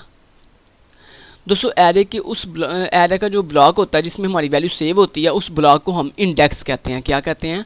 इंडेक्स कहते हैं। अब दोस्तों ये जो ए नाम की जो मेरी एरे है, इसके अंदर ये जो 10 वैल्यू है, ये किस इंडेक्स में सेव है मुझे क्या पता, उस इंडेक्स का क्या, उस इंडेक्स किस इंडेक्स में सेव है। ये जो 20 वैल्यू है किस इंडेक्स में सेव है, ये 30 वैल्यू किस इंडेक्स में सेव है। दोस्तों हर एरे के हर इंडेक्स का एक स्पेसिफिक नंबर होता है। एरे के हर इंडेक्स का एक स्पेसिफिक नंबर होता है, ताकि आप एरे के उस स्पेसिफिक इंडेक्स के नंबर के साथ आप उस वैल्यू को जो है वो एक्सेस कर सको। क्लियर? ओके दोस्तों, जो आपकी एरे का जो फर्स्ट इंडेक्स होता है ना, जो आपका फर्स्ट इंडेक्स होता है वो होता है, उसका जो नंबर होता है वो होता है 0, देन उसके बाद 1, यानी इस तरह कंटिन्यूसली चलते जाते हैं, कल चलते जाते हैं तरतीब के साथ। आपके जो एरे का इंडेक्स नंबर होता है ना, ये तरतीब के साथ चलते हैं, लेकिन स्टार्ट कहाँ से होते हैं? 0 से। यानी फर्स्ट इंडेक्स का नंबर होता है 0 और उसके बाद 1 2 3 4 5 6 इस तरह चलते हैं। अब दोस्तों यहाँ पे जो आपकी ये जो ए नाम की एरे है, इसका जो फर्स्ट इंडेक्स है वो है 0, देन फिर 1, फिर 2, फिर 3 और फिर देन 4। यानी जो आपका मैक्सिमम इंडेक्स नंबर है इस ए नाम की एरे का वो है जी 4। क्यों यहाँ पे 4? इसलिए क्योंकि आपको जो फर्स्ट है वो 0 है, तो लास्ट वाला 4 होगा, क्योंकि 5 वैल्यूज है टोटल। ओके ठीक है दोस्तों। अब आपको यहाँ पे एमसीक्यूज में अक्सर पूछा जाता है कि बताओ कि एरे का स्टार्टिंग इंडेक्स नंबर कौन सा होता है, तो आपने सिंपल कहना है 0। दोस्तों आपको अक्सर एमसीक्यूज में पूछा जाता है कि बताओ एरे का मैक्सिमम इंडेक्स नंबर कौन सा होता है। दोस्तों सिंपल, बड़ा ही इसका आसान सा सोल्यूशन है। आसान सा जो सोल्यूशन है वो ये है कि दोस्तों एरे का जो मैक्सिमम इंडेक्स नंबर होता है वो उसके एरे के साइज से एक लेस देन होता है। लेट्स से यहाँ पे एरे का साइज कितना है 5, तो यहाँ पे एरे का मैक्सिमम इंडेक्स नंबर कितना होगा 4, because array starting index start from 0। Okay ठीक है जी। दोस्तों जब भी आपने एरे की वैल्यू, एरे के किसी स्पेसिफिक इंडेक्स के अंदर कोई वैल्यू रखनी हो या वैल्यू गेट करनी हो, तो उस एरे के नाम के बाद हम बताते हैं एरे का इंडेक्स नंबर स्क्वायर ब्रेसेस के अंदर। लेट्स से आपने यहाँ पे सी आउट के साथ अपनी एरे की वैल्यू को डिस्प्ले करवाना है, ठीक है। तो वैल्यू को डिस्प्ले हम कैसे करेंगे? इंडेक्स 1 by 1 इंडेक्स करके। ओके ठीक है, तो यहाँ पे मैंने फॉर एग्जाम्पल क्या दिया, इंडेक्स ऑफ 0, कि इंडेक्स ऑफ 0 की जो वैल्यू है वो क्या है जी,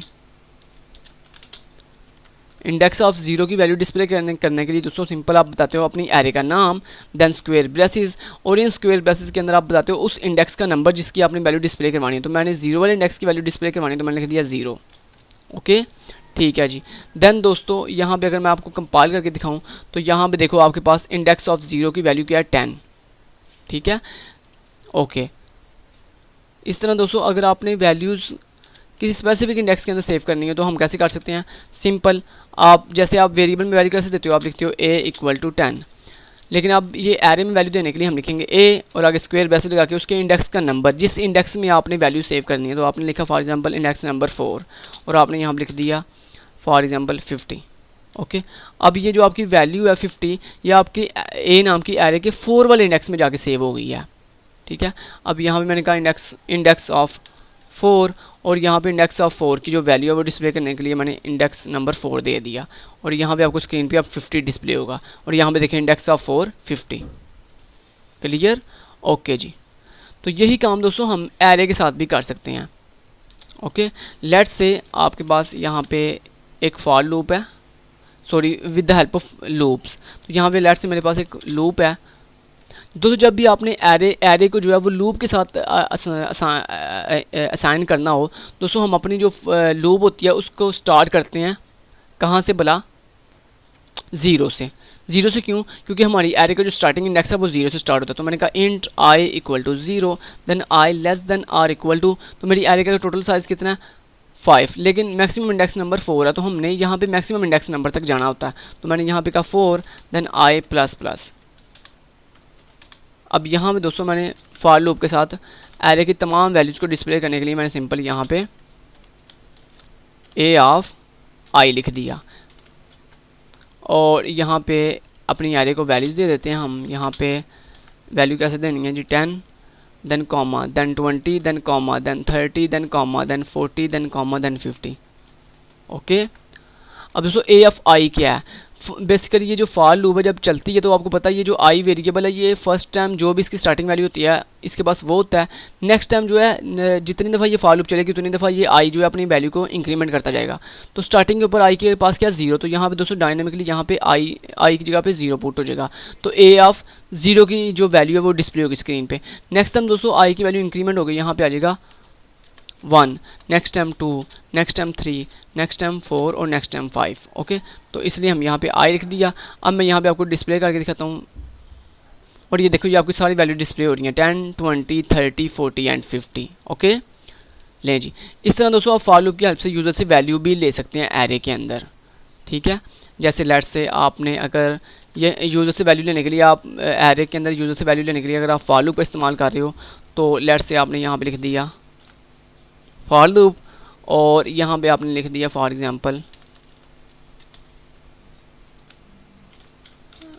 एंटर वैल्यू। ठीक है, और यहाँ पे सी इन, और वैल्यू किस में सेव करनी है, ए वाली एरे में, उसके किस इंडेक्स में, आई वाले इंडेक्स में। ठीक है, ओके जी, ठीक है जी। इतना करने के बाद हम यहाँ पे जो डिस्प्लेइंग वैल्यू हैं उन्हें डिस्प्ले करने के लिए यहाँ पे \n और ये लगा लेते हैं। ओके, अब दोस्तों अगर मैं इसको कंपाइल करूँ तो यहाँ पे देखें first value enter the value मैंने दिया 12, देन 32, देन ये, देन 44, देन 55 एंटर किया, और यहाँ पे देखो जो आपने 5 वैल्यूज़ दी थी वो सारी स्क्रीन के ऊपर डिस्प्ले हो गई हैं, 12, 32, 58, 44 एंड 55। क्लियर? तो इस तरह हम लूप के साथ जो है वो अपनी एरे को मैनेज कर सकते हैं। अब दोस्तों एरे के अंदर जो है वो मल्टीपल रोज़ और कॉलम्स भी होते हैं। जैसे अभी यहाँ पे अभी यहाँ पे रो एक ही थी जबकि कॉलम जो है वो 5 थे। ठीक है, यहाँ पे दोस्तों अगर आपने रो भी ज़्यादा करनी है तो सिंपल हम यहाँ पे 2 स्क्वायर ब्रेसेस लगाते हैं। ये जो आपकी फर्स्ट स्क्वायर ब्रेसेस होती है ये आपकी रो को रिप्रेजेंट करती है, और ये सेकंड स्क्वायर ब्रेसेस होती है ये आपकी कॉलम को रिप्रेजेंट करती है। ओके, यहाँ पे दोस्तों ये जो आपको फर्स्ट स्क्वायर ब्रेसेस है ये बेसिकली ये शो कर रही है कि आपकी इस ए एरे के अंदर 2 रोज़ हैं और ईच रो के अंदर 2 कॉलम्स हैं। ठीक है, ओके, यानी ये कुछ इस तरह से बन गई है, यानी 12 और 12, 10 और 10, यानी इस तरह से 2 रोज़ और ईच रो के अंदर 2 कॉलम्स। ओके, ठीक है जी, तो आप अपनी रोज़ और कॉलम्स की वैल्यू को बढ़ा सकते हो। अब दोस्तों इस मल्टी डिमेंशनल एरे को वैल्यूज कैसे असाइन करते हैं, उसके लिए सिंपल दोस्तों हम देखते हैं कि हमारे पास कितनी रोज़ हैं। पहले चेक करते हैं कि हमारे पास रोज़ कितनी है, जितनी रोज़ हो उतने दोस्तों हम मिड ब्रेसेस लगाते हैं, और हर मिड ब्रेसेस के दरमियान कॉमा लगाते हैं। ठीक है, अब यहाँ पे मेरे पास कितनी रोज़ थी, 2 रोज़ थी, तो मैंने यहाँ पे 2 मिड ब्रेसेस लगाई और दोनों के दरमियान कॉमा लगा दिया। ठीक है, और यहाँ पे दोस्तों फर्स्ट जो आप देन उसके बाद चेक करते हैं कि हमारे पास ईच रो के अंदर कितने कॉलम है। तो यहाँ पे मेरे पास ये जो नंबर ऑफ़ कॉलम है वो 2 है, तो इसका मतलब है आपके पास यहाँ पे ईच मिड ब्रेसेस के अंदर जो वैल्यूज़ होंगी वो 2 होंगी। तो यहाँ पे फर्स्ट वैल्यू मैंने दी 12, देन 24, उसके बाद लेट्स से मैंने यहाँ पे दे दिया 32 एंड 64। ओके, उसके बाद दोस्तों जब आप ये काम कर लो उसके बाद ये जो आपके पास ओवरऑल सारी वैल्यूज़ हैं इनको आप एक होल मिड ब्रेसेस में बंद करते हो। ठीक है, तो यहाँ पे आप लगाओगे एक होल मिड ब्रेसेस। ठीक है, यानी अपनी इन तमाम रोज़ को आप एक होल ब्रेसेस में बंद कर देते हो। ठीक है, तो इस तरह हम दोस्तों मल्टी डिमेंशनल एरे को वैल्यूज असाइन करते हैं। अब दोस्तों अगर आपको मैं कहूँ इनकी इंडेक्सिंग करो तो इंडेक्सिंग कैसे करोगे दोस्तों, इंडेक्सिंग कुछ इस तरह से करते हैं। फॉर एग्जांपल लाइक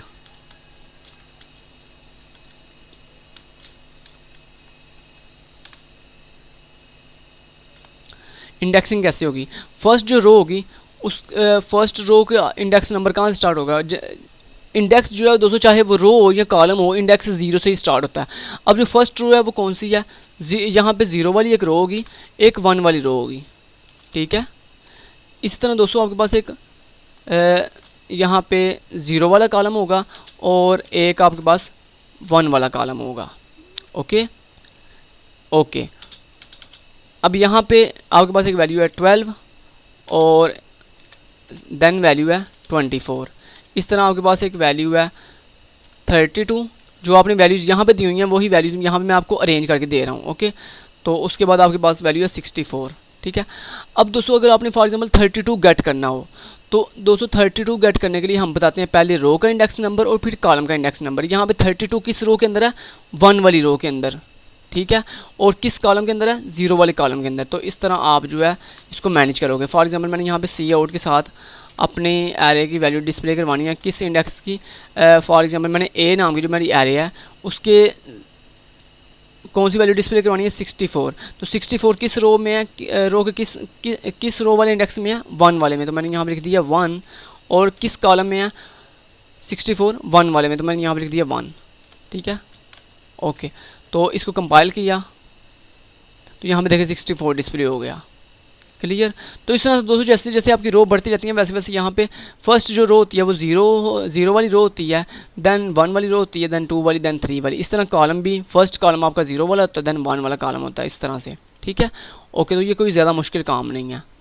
इसी को अगर दोस्तों हमने फॉर लूप से मैनेज करना हो तो हम सिंपल क्या लिखते हैं, for int i equal to 0 then i less than are equal to, कितनी आपकी रोज़ हैं, 2 रोज़ हैं। तो 2 रोज़ के अंदर अगर आपकी स्टार्टिंग 0 से हो रही है तो 0 और 1, 2 रोज़ 0 और 1, 2 रोज़ पूरी होगी, और उसके बाद आई 1 प्लस प्लस। दोस्तों जब आपके पास मल्टी डिमेंशनल एरे होती है यानी रोज़ भी एक से ज़्यादा होती हैं तो फिर देन दोस्तों आप 2 फॉर लूप लगाते हो। एक वो फॉर लूप जो आपकी रो को मैनेज करती है, जैसे ये जो आपकी फॉर लूप है ये आपकी नंबर ऑफ़ रो को मैनेज करेगी। अब इस फॉर लूप के अंदर एक और फॉर लूप लगेगी जो आपकी इस रो के अंदर जो नंबर ऑफ़ कॉलम्स हैं उनको मैनेज करेगी। तो उसके लिए मैंने j equal to 0 then j less than are equal to 1 then j plus plus कर दिया, सॉरी यहाँ पे आएगा सेमी कॉलन। ओके, और यहाँ पे बॉडी।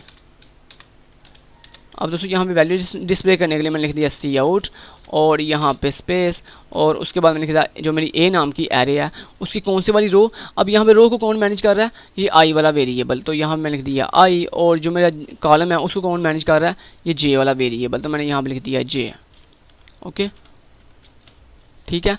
अब दोस्तों आपको एक चीज़ बताता चलूँ, जो आपकी एक लूप के अंदर जो लूप होती है ना, ये बेसिकली जो बाहर वाली लूप जब एक दफ़ा चलती है तो उसके अंदर जो अंदर फर्दर लूप होती है वो अपनी काम कंप्लीट करती है, यानी जब तक अंदर वाली लूप पूरी कंप्लीट नहीं चल जाएगी तब तक बाहर वाली लूप की दोबारा बारी नहीं आती। ये बात आपने याद रखनी है, ठीक है।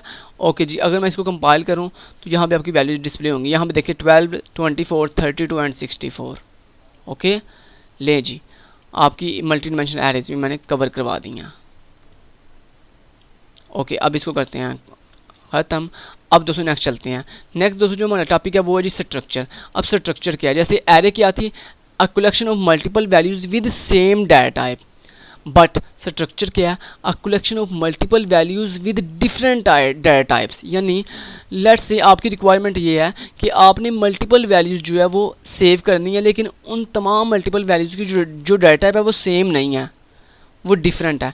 क्यों? क्योंकि सेम हो तो फिर हम सेम डाटा की मल्टीपल वैल्यूज़ तो हम एरे में भी सेव करवा सकते हैं, लेकिन दोस्तों एरे के अंदर different multiple values with different data type save नहीं कर सकते। तो अगर हमने मल्टीपल वैल्यूज सेव करनी हो विद डिफरेंट डाटा तो उसके लिए हम स्ट्रक्चर का इस्तेमाल करते हैं। अब दोस्तों स्ट्रक्चर इटसेल्फ एक बॉडी है। दोस्तों किसी भी बॉडी को बनाने के लिए हम दोस्तों उसको बनाते हैं, जो स्ट्रक्चर होता है ये बेसिकली फंक्शन से बाहर बनता है। ओके, ये जो आपका फंक्शन होता है ना, इस फंक्शन से बाहर बनेगा। तो यहाँ पे स्ट्रक्चर कैसे बनता है दोस्तों, हम लिखते हैं स्ट्रक्ट का कीवर्ड स्ट्रक्ट, STRUCT स्ट्रक्ट, और स्ट्रक्चर का एक स्पेसिफिक नेम होता है, जैसे आपके वेरिएबल का नेम होता है, जैसे एरे का नेम होता है, ऐसे स्ट्रक्चर का भी नेम होता है। लेट्स से मैंने यहाँ पे एक स्टूडेंट नाम का स्ट्रक्चर बना लिया, स्टूडेंट। अब दोस्तों ये जो स्टूडेंट नाम का स्ट्रक्चर है, इसमें स्टूडेंट की डिफरेंट जो है वो चीज़ें होंगी, जैसे स्टूडेंट की आईडी, तो आईडी किस में होती है, आईडी इंट में, तो आईडी नाम का वेरिएबल बना लिया। स्टूडेंट का नेम, तो स्टूडेंट का नेम किस में होता है, मल्टीपल करैक्टर्स में, तो मैंने यहाँ पे स्ट्रिंग डाटा के साथ एक नेम नाम का वेरिएबल बना लिया। ऐसे स्टूडेंट के मार्क्स के लिए मैंने यहाँ पे एक यानी यहाँ पे मार्क्स के लिए फ्लोट डाटा के साथ एक मार्क्स नाम का वेरिएबल बना लिया। ओके, तो यहाँ पे 3 वेरिएबल बना लिया। उसके बाद दोस्तों ये जो हमारा स्ट्रक्चर होता है, इसके लास्ट पे एक सेमीकोलन होता है, ठीक है। ओके जी, ये इतना हो गया। इस तरह दोस्तों हम स्ट्रक्चर डिफाइन करते हैं, ठीक है। स्ट्रक्ट कीवर्ड, आगे इस स्ट्रक्चर का नाम, यहाँ पे आप कुछ भी नाम दे सकते हैं। उसके बाद यहाँ पे आप जितने मर्जी वेरिएबल बनाते जाओ, जितने मर्जी वेरिएबल, आपकी मर्जी पे डिपेंड करता है, आप जितने मर्जी वेरिएबल बनाते जाओ with different data type. Int के साथ ये आईडी नाम का वेरिएबल मैंने बनाया, फिर एक नेम नाम का, फिर एक मार्क्स नाम का, आप जितने बड़ी वेरिएबल बनाओ, और लास्ट पे सेमीकोलन लगाना मत भूलिएगा। ओके, ठीक है। अब दोस्तों इस स्ट्रक्चर को एक्सेस करने के लिए दोस्तों इसका हम एक ऑब्जेक्ट बनाएंगे। अब ऑब्जेक्ट कैसे बनाते हैं, ऑब्जेक्ट 2 तरह से बनता है। या तो आप यहाँ पे आपका ये स्ट्रक्चर एंड हो रहा है, जहाँ पे आपने ये सेमीकोलन लगाया, इस सेमीकोलन से पहले आप यहाँ पे ऑब्जेक्ट बना लो। अब ऑब्जेक्ट दोस्तों, आप ऑब्जेक्ट का नाम कुछ भी आप रख सकते हैं। फॉर एग्जाम्पल आपने OBJ नाम से ऑब्जेक्ट बना लिया। ये बेसिकली ऑब्जेक्ट क्या होता है, ऑब्जेक्ट बेसिकली आपके स्ट्रक्चर के अंदर ये जो वेरिएबल्स है ना, इन वेरिएबल्स को एक्सेस करने के काम आता है। ओके, और दूसरा ऑब्जेक्ट कैसे बनता है, दूसरा ऑब्जेक्ट बनाने के लिए आप सिंपल मेन के अंदर आके मेन के फंक्शन में भी ऑब्जेक्ट बना सकते हो। तो मेन के फंक्शन में जब आप किसी भी बॉडी का ऑब्जेक्ट बनाते हो, तो उसके लिए आपको उस बॉडी का नाम बताना पड़ता है। तो यहाँ पे मैंने कहा जो मेरा स्टूडेंट नाम का स्ट्रक्चर है, उसका OBJ नाम से ऑब्जेक्ट बना दो, ठीक है। ओके, अब दोस्तों जब भी आपने इस स्टूडेंट नाम का जो स्ट्रक्चर है, इसके किसी भी वेरिएबल को एक्सेस करना होगा ना, तो आप इस OBJ नाम के ऑब्जेक्ट के साथ कॉल करोगे इसको। तो उसके लिए आप लिखोगे OBJ डॉट। तो दोस्तों डॉट क्या करता है, ये बेसिकली OBJ लिखने के बाद, OBJ क्या है, OBJ ऑब्जेक्ट है, जिससे क्या होगा, मेरा कंपाइलर इस स्टूडेंट नाम के स्ट्रक्चर के पास चला जाएगा। तो अब इसके अंदर जाने के लिए हम बॉडी, किसी भी बॉडी के अंदर जाने के लिए हम लगाते हैं डॉट। डॉट क्या करता है, बॉडी के अंदर चला जाता है। अब इस बॉडी के अंदर 3 वेरिएबल्स हैं, आपने किसको एक्सेस करना है, आईडी को, मार्क्स को, नेम को। तो मैंने आईडी को एक्सेस करना था, मैंने कहा आईडी, ठीक है। देन वेरिएबल का नाम बताते हैं। ओके, तो पहले बताते हैं अपने ऑब्जेक्ट का नाम, देन आगे डॉट, और फिर देन वेरिएबल का नाम। ओके, देन उसके बाद हम इक्वल लगा के वेरिएबल के अंदर क्या वैल्यू रखनी है, मैंने कहा 100। ओके, उसके बाद मैंने कहा OBJ डॉट, उसके अंदर जो नेम वाला वेरिएबल है उसको इक्वल कर दो किसके, खिजर के, ठीक है। और उसके बाद दोस्तों मैंने कहा जो मेरा OBJ नाम का वेरिएबल है डॉट, उसके अंदर जो मार्क्स वाला वेरिएबल है उसको इक्वल कर दो 78.5 के, ठीक है। ओके जी, अब दोस्तों ये जो वैल्यूज़ हैं, ये आपने स्ट्रक्चर के वेरिएबल्स में वैल्यूज़ जो है वो सेव करवा ली हैं। अब आपने इन वैल्यूज़ को स्क्रीन पे डिस्प्ले करवाना है, तो आप कैसे करोगे, तो उसके लिए सिंपल आप लिखो, सिंपल आपने लिख दिया आईडी, ठीक है। और आईडी किस में सेव है, आपके स्टूडेंट नाम के स्ट्रक्चर के आईडी वाले वेरिएबल में। आप स्टूडेंट स्ट्रक्चर को एक्सेस करने के लिए वही तरीका, ऑब्जेक्ट का नाम डॉट, उसके अंदर आईडी वाला वेरिएबल, ठीक है। उसके बाद cout, फिर देन आपने \n नेम, और नेम के लिए OBJ डॉट, उसके अंदर मेरा नेम वाला वेरिएबल, और उसके बाद cout, और देन \n नेम के अंदर क्या, नेम के बाद क्या जी, मार्क्स, और OBJ डॉट मार्क्स, ठीक है। तो ये देखिए मैंने इसको ऐसे कंपाइल किया, और ये देखें यहाँ पे आपको सारा डाटा डिस्प्ले हो रहा है। ओके दोस्तों, एक ही स्ट्रक्चर को आप मल्टीपल स्टूडेंट्स के लिए भी यूज़ कर सकते हो। वो कैसे बोला, आप इसके मल्टीपल, क्योंकि आपको पता है किसी भी स्ट्रक्चर को एक्सेस कैसे करते हैं, उसके with the help of object. तो एक ऑब्जेक्ट के साथ आप एक स्ट्रक्चर के तमाम वेरिएबल में आप एक ऑब्जेक्ट के साथ सिंगल डाटा सेव करवा सकते हैं। लेकिन दोस्तों अगर आपने एक ही स्ट्रक्चर को मल्टीपल टाइम यूज़ करना हो, तो आप यहाँ पे मल्टीपल ऑब्जेक्ट क्रिएट कर लो। जैसे फॉर एग्जांपल आपने एक बनाया OBJ1, देन आपने बनाया OBJ2। अब दोस्तों OBJ1 के साथ आप एक दफ़ा स्ट्रक्चर को कॉल करोगे और obj2 के साथ दूसरी दफ़ा कॉल करोगे। जैसे लेट्स से मैंने यहाँ पे लिख दिया obj, ये कौन सा जी, obj1 और देन obj1 देन obj1। अब मैंने बनाना है obj2, तो उसके लिए मैंने इसी को कॉपी किया दिया और यहाँ पे लिख दिया इसको। और अब दोस्तों मैंने किस ऑब्जेक्ट के साथ कॉल करना है, obj2 के साथ। तो मैंने कहा obj2.id, obj2.name, obj2.marks, और यहाँ पे obj2.id जो है वो 101 दे दी। यहाँ पे नेम लेट्स से मैंने दे दिया अली, और यहाँ पे इसके मार्क्स दे दिए लेट्स से 58.5। ओके, अब उसको वैल्यू डिस्प्ले करने के लिए सिंपल हम यहाँ पे इसी चीज़ को कॉपी कर लेते हैं, यहाँ पे पेस्ट, और यहाँ पे एक दफ़ा और बैक स्लैश कर लेते हैं। ओके जी, अब यहाँ पे दोस्तों ये जो ऑब्जेक्ट के नाम है इसको हम अपडेट कर लेते हैं, obj1 then obj1 then obj1 then यहाँ पे obj2 then obj2 then obj2। ठीक है, जिस ऑब्जेक्ट की वैल्यू जो डिस्प्ले करवानी है उस ऑब्जेक्ट का नाम बताते हैं। तो यहाँ पे देखो मैं कंपाइल अगर इसको करूँ तो यहाँ पे अब देखो 2 स्टूडेंट का रिकॉर्ड डिस्प्ले हो रहा है, क्योंकि हमने यहाँ पे 2 ऑब्जेक्ट बनाए थे। अगर आप यहाँ पे 5 ऑब्जेक्ट बनाओगे तो 5 स्टूडेंट का रिकॉर्ड सेव हो जाएगा। ओके, तो यहाँ पे देखो फर्स्ट रिकॉर्ड और सेकंड रिकॉर्ड। लेकिन दोस्तों ये कोई अच्छा तरीका नहीं है कि आपने फॉर एग्जांपल यहाँ पे 10 रिकॉर्ड सेव करने हो तो क्या आप 10 ऑब्जेक्ट बनाओगे? नो दोस्तों, यहाँ पे जब हमने मल्टीपल रिकॉर्ड सेव करनी हो तो हम क्या करते हैं, हम एक ऑब्जेक्ट बनाते हैं और उसकी एरे बना लेते हैं, ऑब्जेक्ट की एरे। जैसे हम वेरिएबल की एरे बनाते हैं ऐसे ही हम ऑब्जेक्ट की भी एरे बना सकते हैं। अब इस ऑब्जेक्ट को आपने कितनी दफ़ा कितने टाइम यूज़ करना है, तो इस ऑब्जेक्ट की हम उतना एरे का साइज़ बना देंगे। फॉर एग्जांपल मैंने 5 टाइम यूज़ करना है तो मैंने यहाँ पे 5 लिख दिया। लेट्स से 3 टाइम तो मैंने यहाँ पे 3 लिख दिया। ओके, तो अब दोस्तों आपने क्या किया, बेसिकली आपने इस ऑब्जेक्ट की एरे बना दी है। यानी ऑब्जेक्ट की एरे का मतलब ये है कि ये नाम obj ही देगा, लेकिन एरे का मतलब ये है कि आप इसके इंडेक्स चेंज करते जाओगे। तो obj0, obj1 and obj2। obj0 के अंदर एक रिकॉर्ड सेव होगा, obj1 के अंदर दूसरा रिकॉर्ड सेव होगा, obj2 के अंदर तीसरा रिकॉर्ड सेव होगा। यानी यहाँ पे जो आप मल्टीपल ऑब्जेक्ट बना रहे थे ना, अब वो बेसिकली एक इंडेक्स की फॉर्म में आ गए हैं। नाम सेम रहेगा लेकिन इंडेक्स नंबर चेंज होते जाएंगे। ठीक है, ऑब्जेक्ट के। जैसे यहाँ पे लेट्स से मैं यहाँ पे अगर आपको करके दिखाऊँ तो obj। अब दोस्तों, अब जब आप ऑब्जेक्ट की एरे बनाते हो तो देन आप कैसे उसको कॉल करते हो, तो देन दोस्तों आप अपने ऑब्जेक्ट का नाम बताते हो, आगे स्क्वायर ब्रैकेट के अंदर उसके इंडेक्स का नंबर बताते हो जिस इंडेक्स को आपने कॉल करना हो। तो अब मैंने कहा 0, तो यहाँ पे obj0 बेसिकली इटसेल्फ एक कॉपी पूरा का पूरा स्ट्रक्चर का नाम है। ठीक है, यहाँ पे obj के 3 कापियाँ बना, यानी आपने इस स्ट्रक्चर की 3 जो है वो कापियाँ तैयार कर ली हैं। यानी यहाँ पे obj3 का मतलब ये है, यानी इस एरे बनाने का मतलब ये है कि आपने इसकी 3 कापियाँ तैयार कर ली हैं, जिसके अंदर आप 3 डिफरेंट स्टूडेंट का रिकॉर्ड सेव कर सकते हैं। और जिन कापीज़ के नाम क्या क्या हैं, obj1, obj of 0, obj of 1 and obj of 2। अब यहाँ पे लेट्स से मैंने इस चीज़ को यहाँ पे ख़त्म कर देता हूँ और यहाँ पे obj of 0 then obj of 0। तो यहाँ पे obj ऑफ 0 के तीनों वेरिएबल मैंने वैल्यू सेव करवा ली हैं। अब मैंने नेक्स्ट कॉपी के अंदर वैल्यू सेव करने वाली हैं, तो उसके लिए किस कॉपी को कॉल करूँगा, obj ऑफ 1 को, फिर देन obj ऑफ 2 को। तो यहाँ पे देखें obj1 then obj1 then obj1 then यहाँ पे obj2 then obj2 then obj2 2। Okay, तो यहाँ पे देखें पहले 0 वाली जो मेरा इंडेक्स है उसके अंदर वैल्यू सेव करवाई उसके तमाम वेरिएबल में, देन 1 वाले के तमाम वेरिएबल में, देन 2 वाले के तमाम वेरिएबल में। ऐसे यहाँ पे दोस्तों अब आप करोगे। ठीक है, तो यहाँ पे करने के लिए सिंपल आप यहाँ पे इसको ख़त्म कर दो पहले, और यहाँ पे बैक स्लैश एन करना है। ओके, यहाँ पे obj कौन सा जी, ऑफ 0 देन यहाँ पे ऑफ 0।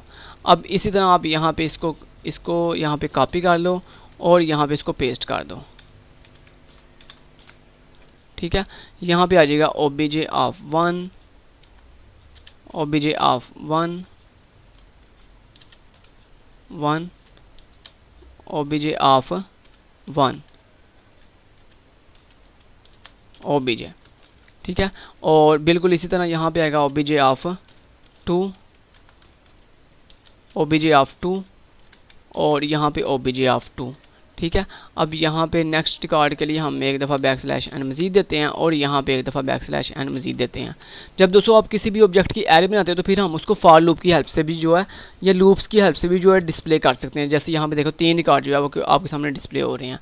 ओके, अब दोस्तों इसी काम को हम जो है वो लूप की हेल्प से भी कर सकते हैं। वो कैसे भला? सिंपल, यहाँ पे देखो आप इस पूरी की पूरी चीज़ को यहाँ पे ख़त्म कर दो, यहाँ पे इस पूरी की पूरी चीज़ को भी ख़त्म कर दो, क्योंकि यहाँ पे देखो ऑब्जेक्ट का नाम सेम है, सिर्फ इंडेक्स नंबर चेंज हो रहा है। तो उसके लिए हम यहाँ पे फॉर लूप लगा लेते हैं। यहाँ पे सिंपल हम लिख दिया for loop int i equal to 0, i less than r equal to 2, then i plus plus. ठीक है, और अब इसके अंदर मैंने ये पास कर दिया। ठीक है, आप इसमें जो वैल्यू मैं स्टैटिक दे रहा हूँ आप इसमें डायनामिक वैल्यू भी दे, यानी यूज़र से वैल्यू भी ले सकती हो। ठीक है, अब यहाँ पे दोस्तों 0 नहीं आएगा बल्कि i आएगा, क्योंकि i वो वेरिएबल है जो डायनामिकली यहाँ पे इंडेक्स नंबर चेंज करेगा। ओके, बिल्कुल इसी तरह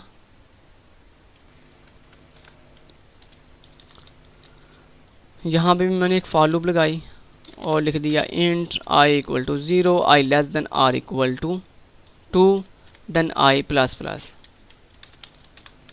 ठीक है, और यहाँ पे मैंने क्या कर दिया, सिंपली इस चीज़ को आगे मूव कर देते हैं और यहाँ पे अब ऑब्जेक्ट का मेरा ऑब्जेक्ट का सॉरी इंडेक्स का नंबर i और यहाँ पे i। ठीक है, ठीक है जी। अब मैं आपको कंपाइल करके दिखाता हूँ इसको। देखें, वही काम जो हम मल्टीपल लाइंस के साथ कर रहे थे, अब वही काम हम शॉर्ट लाइंस के साथ भी कर सकते हैं। ये देखो कितना फ़ायदा हमें लूप्स का। ठीक है, तो अब चाहे आपके पास 10,000 भी रिकॉर्ड्स हों तो आप इजीली लूप्स के साथ जो है इसी इतने से कोड के साथ जो है उनको रिपीट करवा सकती हो। ओके, और देन यहाँ पे यूज़र से वैल्यूज़ लेके भी ऑब्जेक्ट के अंदर सेव करवा सकती हो।